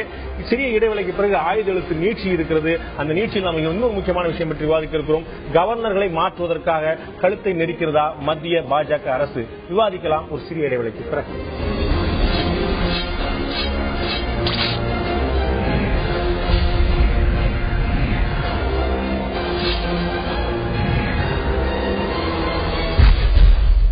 ஆளுநர்களை மாற்ற மத்திய தேசிய ஜனநாயக கூட்டணி அரசு முயற்சிப்பதாகவும், அதை ஏற்றுக்கொண்டு ஒரு ஆளுநர் பதவியை ராஜினாமா செய்திருப்பதாகவும், மற்ற 3-4 ஆளுநர்கள் பதவி விலக மறுப்பதாகவும் ஒரு நெருக்கடி, ஒரு மன அழுத்தம் ஆளுநர்களுக்கும் மத்திய அரசுக்கும் இருப்பதாக தகவல்கள் ரொம்ப வலுவாக வந்து கொண்டிருக்கின்றன. இது ஆட்சிகள் மாறும்போது இதுபோன்ற ஆளுநர்கள் மாறுவது வழக்கமாக இருந்து கொண்டிருக்கிறது. ஆனால் 2010ஆம் ஆண்டு உச்சநீதிமன்றம் ஒரு தீர்ப்பளித்த பிறகு இந்த விஷயம் எப்படி பொம்மை வழக்கில் ஒரு ஆட்சியை, ஒரு மாநில ஆட்சியை கலைப்பது எப்படி ஒரு சிக்கலான விஷயமாக மாறியதோ, அதன் பிறகு இந்த வழக்கு 2010ஆம் ஆண்டுக்கான வழக்குக்கு பிறகு கவர்னர்களை மாற்றுவது கூட அவ்வளவு சுலபமான பணியாக இல்லை. மத்திய அரசுக்கு நிச்சயமாக ஒரு சவாலான விஷயமாக தான் இருக்க போறது. ஆளுநர்கள் ஆளுங்கட்சியுடைய கைப்பாவையாக செயல்படுகிறார்களா? முக்கியமான விவாதம் மேற்கொள்ள இருக்கிறோம். இந்த விவாதத்தில் நம்முடைய காங்கிரஸ் கட்சியுடைய செய்தி தொடர்பாளர் திரு அமெரிக்க நாராயணன் அவர்கள் இணைந்திருக்கிறார். அதே போல பாஜகவுடைய மாநில செயலாளர் திரு கே டி ராகவன் அவர்கள் இணைந்திருக்கிறார். உங்கள் 2 பேரும் இந்த நிகழ்ச்சிக்கு வரவேற்கும் நண்பர்களே. நான் வந்து திரு ராகவன் கேட்க விரும்புறேன், இந்த ஒரு அழுத்தம் இது வந்து ஒரு ஃபார்மாலிட்டியாவே இருந்துட்டு இருக்க விஷயம். எப்பயாவது வந்து ஒரு கவர்மெண்ட் மாறிச்சுன்னா உடனடியாக கவர்னர் மாத்துறது அப்படின்னு சொல்லிட்டு, கவர்னர் மாறினா கவர்னர் மாறியானோ ஆளுநர் மாறியானோ, இந்த அழுத்தத்திலிருந்து ஒரு மாறுபாடு ஏற்படும் சொல்லிட்டு உச்சநீதிமன்றத்தில் வழக்கு தொடுந்தது பாஜக பிரமுகர். இன்னைக்கு பாஜக அரசு அமைந்த பிறகு நீங்களே அதே போன்ற முயற்சியில ஈடுபட்டு இருக்கீங்க. அப்படிப்பட்ட முயற்சியில ஈடுபடல நீங்க சொன்னாலோ, அந்த மாதிரி எந்த அதிகாரப்பூர்வ தகவல் இல்லைன்னு சொன்னாலோ நீங்க நம்மளாம் நாடு நம்பாது. ஏன்னா இன்னைக்கு ஒரு கவர்னர் ராஜினாமா பண்றார், மத்த கவர்னர்கள் வந்து இதை பத்தி நான் யாரும் பேசல, நான் பேசிருக்காங்க, நான் போய் பார்க்க போறேன், நான் பிரசிடண்ட் போய் பார்க்கறேன்னு சொல்லிட்டு இதுக்கான பேச்சு ஆளுநர்கள் வட்டாரத்திலேயே ஆரம்பித்து. நாங்க பேசினா நீங்க நம்ப மாட்டீங்க, நம்ப வேண்டாம். ஷீலா தீக்ஷித் அவர்கிட்ட கேட்டிருக்காங்க கேள்வி. அதற்கு சொன்ன உங்களுடைய அனுமானத்தின் கூடிய இந்த செய்திகளுக்கெல்லாம் நான் பதில் சொல்ல வேண்டிய அவசியம் இல்லைன்னு சொல்லியிருக்கிறாங்க. ஆனா கூட ஒரு விஷயத்தை நீங்க புரிஞ்சுக்கணும். இந்த வழக்கை நீங்கள் சரியாக சொன்னீர்கள். சென்ற முறை 2004 பாரதிய ஜனதா கட்சி ஆட்சியில் நியமிக்கப்பட்ட கவர்னர்களை மத்திய அரசாங்கம் நீக்கியது. அதை சேலஞ்ச் பண்ணாங்க சுப்ரீம் கோர்ட்ல. சொல்லாமா நீக்கியது, ரெண்டுத்துக்கும் வித்தியாசம் இருக்கு. நான் டெலிபரேட்டா அந்த வார்த்தையை பயன்படுத்துறேன், நீக்கியதுன்னு. அப்போ it was challenge before supreme court. அதுலதான் நீதிமன்றம் சுப்ரீம் கோர்ட் சொல்லி இருக்கிறது அப்படி நீக்க முடியாது. அப்பொழுது மத்திய அரசாங்கத்தினுடைய, அன்றைக்கு மத்திய காங்கிரஸ் அரசாங்கத்தினுடைய ஆர்குமெண்ட் என்ன இருந்ததுன்னா, ஒரு மாற்று அரசாங்கம் வருகிறது, அரசியல் பொருளாதார நிலைப்பாடு வேறையாக இருக்கிறோம், அதற்கு ஏற்றால் போலதான் மாநிலத்தினுடைய கவர்னர் இருக்க வேண்டும், அதற்காக இவர்களை நீக்கியது சரி என்று வகன்வதி ஆர்கியூ பண்ணார், அட்டார்னி ஜெனரல் ஆர்கியூ பண்ணார். அது நீதிமன்றம் ஏற்றுக்கொள்ளவில்லை. இப்போ ஆர்டிகல் 156 அரசியலமைப்பு சட்டத்தில் சொல்லப்பட்டிருக்கிறது, clause 1, the governor shall hold office during the pleasure of the president. இப்போ நீக்குவதற்கும் மாற்றுவதற்கும் வித்தியாசம் இருக்கிறது. இப்ப எதுவுமே அது மாதிரி நடக்கல. இதை பற்றி கேள்வி கேட்கும் பொழுது நான் ஏற்கனவே சொன்னது போல ஷீலா தீக்ஷித் தெளிவாக சொல்லியிருக்கிறார். அதனால கடந்த முறை நாங்கள் வழக்கு தொடர்ந்தோம். எதற்காக வழக்கு தொடர்ந்தோம்? நீக்கப்பட்டார் கவர்னர். நீக்குவதற்கு அதிகாரம் இல்லை, மாற்றுவதற்கு மத்திய அரசாங்கத்திற்கு அதிகாரம் இருக்குது. அந்த பிரசிடென்ட் நினைத்தால், ஜனாதிபதி நினைச்சால் அவருடைய பிளஷர், அவருடைய விருப்பத்துக்கு ஏற்ற மாதிரி பண்ணலாம்னு அரசியல் சட்டம் சொல்லிருக்கு. மாற்றத்துக்கு நீக்கத்துக்குமான வித்தியாசம் நீங்க புரிஞ்ச அளவுக்கு எனக்கு புரியல. நீங்க வந்து கேரளா கவர்னரை வந்து ஆந்திரா கவர்னரா மாத்திருந்தா மாற்றம் நான் புரிஞ்சுப்பேன். கேரளா கவர்னரா வீட்டுக்கு போய் சொன்னா அது நீக்கம்னு நான் புரிஞ்சுக்கிறேன். கவர்னர் வேற ஒரு கவர்னரா போட்டாலும் அது மாற்றம் தான், அது நீக்கம் கிடையாது. நான் திரு அமெரிக்க நாராயணன் கேட்க விரும்புறேன். இதுல திரு ராகவன் சொன்னது போல இது ஏதோ பாஜக ஒரு புதிதாக ஆரம்பித்து கலாச்சாரம் இல்ல. இதை வந்து காலகாலமா கடைபிடித்துட்டு வரக்கூடிய ஒரு கட்சி காங்கிரஸ் கூட சொல்லலாம். காங்கிரஸ் கட்சி சார்பா 2004 ஆட்சி அமைத்த பிறகு, 6 ஆண்டு பாஜக அரசுக்கு பிறகு ஆட்சி அமைத்த பிறகு இந்த நடவடிக்கை எடுக்கப்பட்டது. திரு ராகவன் சொன்னது போல இந்த வழக்கில் வாகனவதி அப்போது சொலிசிட்டர் ஜெனரலாக இருந்தவர், அட்டர்னி ஜெனரலாக இருந்தவர் தெளிவாக சொல்லியிருக்கிறார், இது எங்களுடைய உரிமை, இப்படி மாற்றம் நாங்க செய்ய முடியும் சொல்லியிருக்கார். இப்ப உங்களுக்கு அதை மாற்று கருத்து இருக்கா? அதாவது அன்று நாங்கள் செய்தது சரி, இன்று இவர்கள் செய்வது தவறு. ஏனென்றால் ஒரு அரசு பதவியேற்கும் போது அரசியல் சாசனப்படி சட்டப்படி ஆட்சி செய்வேன், என் ஆகிற மாதிரி வக்கீல்லாம் இல்ல, நான் ஒரு சாதாரண குடிமகனா சொல்றேன் அப்படின்னு சொல்லிட்டு சொல்றாங்க. அதனால இந்த டெக்னிக்கல் ஆர்டிக்கல் எல்லாம் நான் போகல. சட்டப்படி இன்னைக்கு என்ன சட்டம்? சுப்ரீம் கோர்ட் சொல்றது சட்டம் இல்லீங்களா? எனக்கு அப்படிதாங்க. அப்போ சுப்ரீம் கோர்ட் என்ன சொல்லிருக்கு? நீங்க இவங்களை நீக்கக்கூடாது, மாற்றக்கூடாதுன்னு சொல்லியிருக்கு. இன்னும் கேட்ட அவர் தெளிவா சொன்னாரு, மாற்றக்கூடாதுன்னு நல்லா படிச்சாரு. ஆனா அதே இதுல during the term of the office அவரை அவருடைய எமால்யூமெண்ட்ஸ் கூட, அவர் சம்பளத்தை கூட குறைக்க முடியாது, இது பண்ணக்கூடாதுன்னு சொல்லியிருக்காங்க. முன்ன மாற்றக்கூடாதா கூடியுமா அப்படின்ற கேள்விக்குறி இருந்தது, யாரும் கொஸ்டின் பண்ணல. அதுதான் சட்டமா, நடைமுறை சட்டமாக இருந்தது. பிஜேபி எடுத்துக்கொண்டு நீங்க கரெக்டா தான் கேட்டீங்க, இவங்களே ஒரு சட்டத்தை வந்து சரின்னு கொண்டு வருவாங்க, ஆனா இவங்களே மீறி, ஏன்னா இரட்டை நாக்கு உள்ளவர்கள் தான். எப்படின்னா இரட்டை நாக்குலதான் வாகனவதி வந்து ஒரே நீங்க வாகனவதில அந்த இது முன்ன அன்றைய போதுக்கு அவர் தாங்க சட்டம் அன்னைக்கு அவருக்கு ஆர்கியூ பண்ணாருங்க. அது சட்டமா சுப்ரீம் கோர்ட் சொன்னப்பறம் அது சட்டமாயிடுங்க. இந்த சட்டமாயிடுச்சு இல்லையா? சுப்ரீம் கோர்ட் என்ன சொல்லுது? அதே சட்டத்தை நீங்க சொல்லக்கூடிய 2010 ஜட்மெண்ட் அதே சட்டத்தில் சொல்லுது, as there is no need to assign reasons Any removal as a consequence of withdrawal of the pleasure will be assumed to be valid and will be open to only a limited judicial review. So ஒரு ஆள் மாத்தினாலே நாங்க வந்து இயல்பாக எந்த ரீசனும் சொல்ல வேண்டிய அவசியம் இல்லை என்று அதே சொல்லுங்க. கொஞ்சம் நீங்க வந்து நல்லா படிச்சீங்க, ஆனா உங்களுக்கு அதுல லிமிட்டட் ஜுடிஷியல் ரிவ்யூ, அதுக்கு முன்னாடி ஒரு ஒன்லி வார்த்தை இருந்துச்சு. Only limit. அப்ப அப்படின்னா அர்த்தம் ஜுடிஷியல் ரிவ்யூ இருக்குன்னு தான் அர்த்தம். நிச்சயமா இருக்குது. அப்ப நீங்க வந்து மாற்றத்தை கேள்வியே கேட்க முடியாதுன்னு நீங்களும் ஒத்துக்குவீங்களா? அதை படிச்சது எனக்கு தெரியாது. கேள்வி கேட்க முடியும், மாற்றுவதற்கான அதிகாரம் இவுண்டது. நான் அதை மறுக்கலையே. இன்னைக்கு வந்து நம்ம ஜனாதிபதி அவர்கள் எழுதி அவர்களை மாற்றி எழுத்துப்பூர்வமா கொடுக்கட்டும், அப்புறம் அதை பத்தி பார்ப்போம். இரண்டு விஷயம் இரட்டை நாக்குன்னு சொன்னதுக்கு எதிர்கட்சிகளுடன் இணைந்து அப்படின்னு சொன்னாரு. தமிழ்ல ஒரு நல்ல இது உண்டு, பதவி வரும்போது பணிவு வர வேண்டும். இன்னைக்கு எப்படி கழக ஆட்சிகள் இந்த ஆபீசர் வந்து ஏடிஎம்கே ஆபீசரு, இந்த ஆபீசர் டிஎம்கே ஆபீசர் முத்திர குத்திட்டாங்களோ, அதே மாதிரி இன்னைக்கு செக்ரட்டரிஸ் குத்துறாங்க அவங்க. அதாவது இந்த அரசு ஒரு என்னுடைய பிரதமரா நான் பாக்குறேங்க, மோடி எனது பிரதமர். 2004 வந்து இருந்த அமைச்சர்கள் நீங்க திரும்ப வச்சிருந்தீங்க போல. இல்ல அந்த காரணத்துக்காக மாத்தல. அதாவது இல்ல 2004 மாற்றப்படல. நான் சொல்றது தெளிவு வச்சுங்க. ஒருத்தர் செக்ரட்டரியா ஒரு அமைச்சர் கிட்ட இருந்தார்ன்றது டிஸ்குவாலிபிகேஷன் இருக்கக்கூடாது. அவருடைய தராதரத்தை தெளிவாக நீங்க அதை ஒத்துக்கணும். தயவு செய்து தெளிவாக ஒரு முத்திரை குத்துறாங்க காங்கிரஸ் செய்தாது. இன்னைக்கு இங்க உண்டு கழகாட்சிகள் உண்டு. திமுக காங்கிரஸிலும் கிடையாது. சென்ட்ரல் கவர்மெண்ட்ல போன முறை I can give you instances. பழைய மினிஸ்டர் இருந்தவங்கள்ட்ட தொடர்ந்து மினிஸ்டரா இருந்திருக்கிறது இன்ஸ்டன்சஸ் இருக்கு. முதல்ல பயன்படுத்தின வார்த்தை தெரிந்தே பயன்படுத்தினேன்னு சொன்ன நீக்கல் மாற்றம்ங்கிறது. இந்த வழக்கு 2004 போடப்பட்ட வழக்கு நீக்கலை பற்றிய விவாதத்துல வந்தது.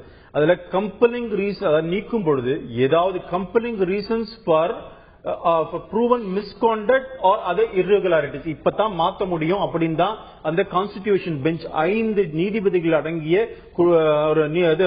உச்சநீதிமன்றம் பெஞ்ச் சொல்லி இருக்கிறது. கேஜி பாலகிருஷ்ணன் அவருடைய தலைமையில் நடந்த பெஞ்ச். அதனால அது நீக்கலை பற்றிய விவாதம், மாற்றலை பற்றிய விவாதம் இல்லை. நிச்சயமா சட்டத்துல இந்த இரண்டு வார்த்தைகளுக்கும் நிறைய வித்தியாசம் இருக்கிறது. அதனால நீங்க 2004 ஜட்ஜ்மெண்ட் பத்திரம் இவர் பேசிட்டு இருக்கிறது சரியா? ஏன்னா நீதிமன்றம் இங்கும் சொல்றோம், இந்த யாரையுமே இந்த அரசாங்கம் பொறுப்பேற்று நீக்கல. ஆனா அந்த அரசியலமைப்பு சட்டம் 156(1) சொன்னதுபடி ஜனாதிபதி தன்னுடைய விருப்பத்தை தெரிவித்தார் என்று சொன்னால் இவர்கள் மாற்றப்படலாம். அதற்கு அரசியலமைப்பு சட்டத்தில் இடம் இருக்கிறது என்பது இடம் இல்லை என்ற மாற்றத்தில் ஒரு 2 முக்கியமான விஷயம் பற்றி நாம் தொடர்ந்து விவாதிக்க இருக்கிறோம். எதிர்கட்சிகளையும் சேர்த்து நாங்கள் அரவணைத்து செல்வோம் என்று பாராளுமன்றத்தில் பிரதமர் நரேந்திர மோடி உரையாற்றினார். எதிர்கட்சிகளை அரவணைத்து செல்லக்கூடிய மனம் இருக்கக்கூடிய மோடிக்கு ஆளுநர்களை அரவணைத்து செல்லக்கூடிய மனம் இல்லையா? முக்கியமான கேள்வி.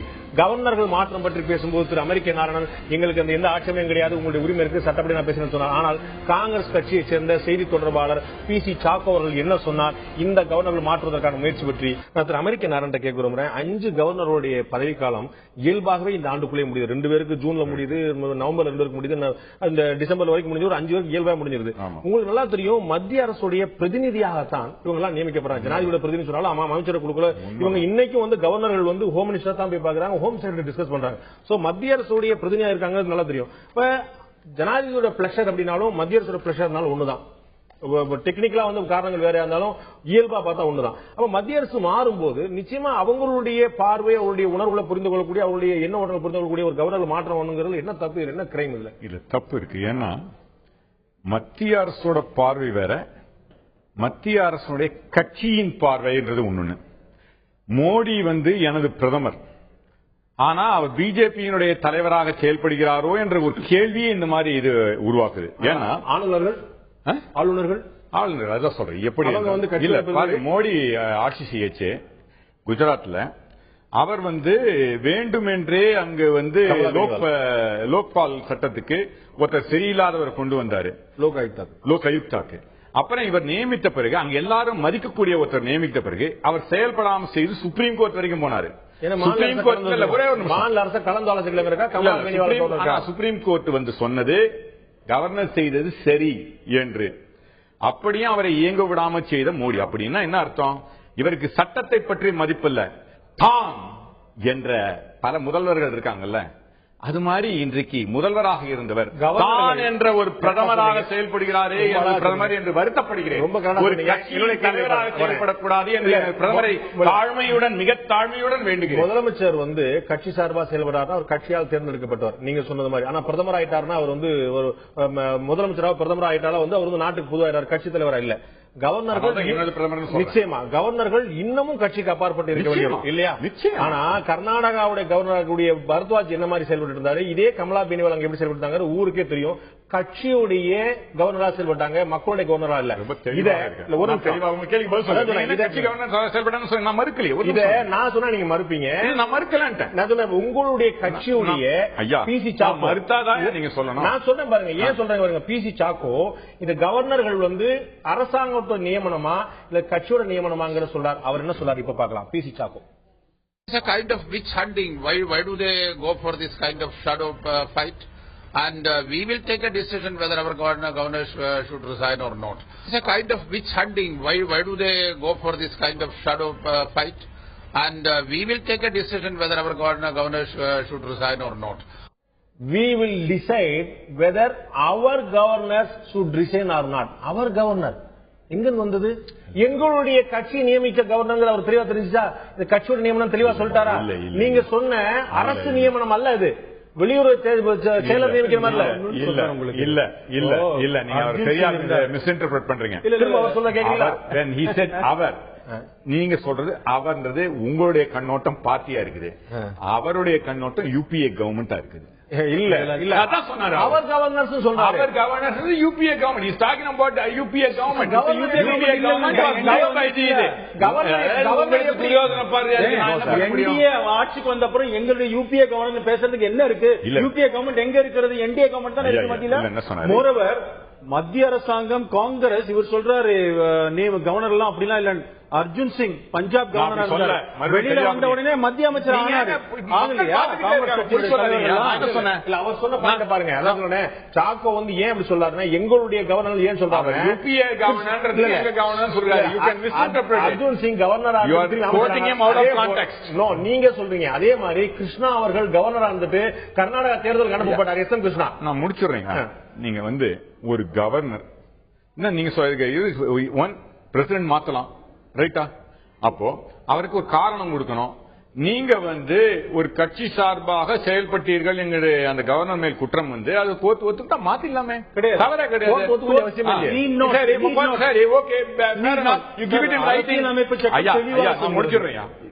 You give it in writing. நீங்க என்ன சொல்லுங்க, இதை செஞ்சிருக்கீங்க, அதனால வெளில போங்கன்னு எழுதி கொடுங்க, அப்புறம் பேசுவோம்.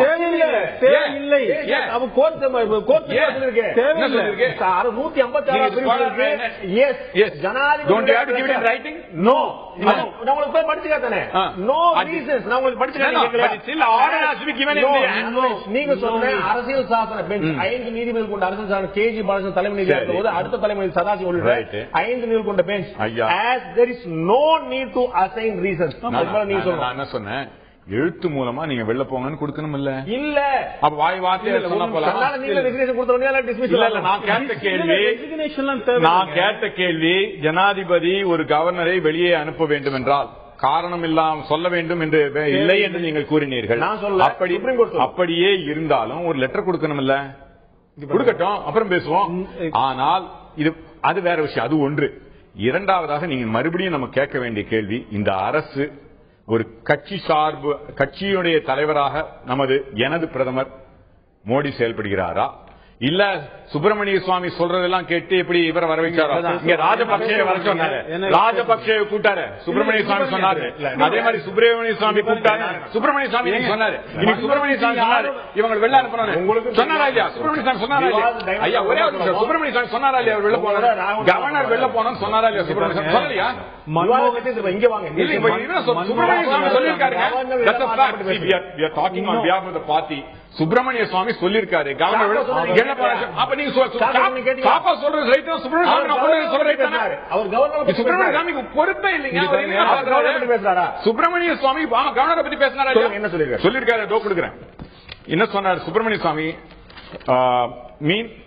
Bharatiya Janata Party, one second, I'll give it to you. Subramanian Swamy said that governors, tweets படிச்சேன், governors வெளில போனா the governors, okay, should resign. அப்படின்னு சுப்பிரமணிய சுவாமி சொல்லியிருக்காரு, ட்வீட்ஸ்ல இருக்கு. அது எனக்கு கட் ஆயிடுச்சு, பட் நீங்க பார்க்கலாம். சுப்பிரமணிய சுவாமி சொன்னதை பேசினா முன்ன சுப்பிரமணிய சுவாமி ராஜபக்சே சொன்னதையும் அவர் கேட்கிறாரு. இன்னைக்கு வந்து சொல்ல போறாரு, சுப்பிரமணிய சுவாமி நடக்குதா, ஆட்சி நடக்குதா, நம்ம பிரதமர் மோடியோட ஆட்சி நடக்குதா கேள்வி இருக்குது. இங்க பாருங்க, ராஜபக்சே பத்தி அவர் சொன்னதான் அவர் கேட்டுருக்காரு. நான் என்ன சொல்றேன், ஸ்பெசிபிக்கா கிளியரா அரசியலமைப்பு சட்டம் சொல்லி இருக்கிறது. நீங்க சொல்ற மாதிரி ஒரு கொஞ்சம் நீங்க பேசும்போது அதாவது எந்த காரணத்தையும் சொல்ல வேண்டிய அவசியம் இல்லை. அதனால அந்த ஆர்டிகல் 156 கிளியரா இருக்கு. 3 பாயிண்ட். ஒன்னு பிரசிடென்டோட பிளஷர், அடுத்தது அவரா ரிசைன் பண்றது. இங்க வந்து பொறுத்த வரைக்கும் மத்திய அரசாங்கம் இப்ப யாரையும் ரிசைன் பண்றேன்னு ஒன்னும் சொல்லல. அதுக்கு சீலாதீஷிதே சொல்லி இருக்கிறாங்க, அதிகாரப்பூர்வமாவே இருக்கட்டும். இருந்தாலும் மாற்றுவதற்கு அரசியல் சட்டப்படி உரிமை இருக்கிறது. நீங்கள் சொல்லுகின்ற 2004 வழக்கு என்பது நீக்குவதை பற்றி சம்பந்தப்பட்ட வழக்கு. இதை செய்தது காங்கிரஸ் அரசாங்கம். அதை நாங்க பிஜேபி டிஃபெண்ட் பண்ணோம். இன்னைக்கு சொல்றேன், போட்டது நாங்க, அதுல நிக்கிறோங்கிற அந்த கேஸ்ல. கேஸ் கரெக்ட் தான், ஜட்ஜ்மென்ட் வந்து கரெக்ட் தான். என்னுடைய கேள்வி என்ன, உங்களால எதிர்க்கட்சியில அரவணைச்சு செயல்பட முடியுது. பாராளுமன்றத்தில் பேசினாரு,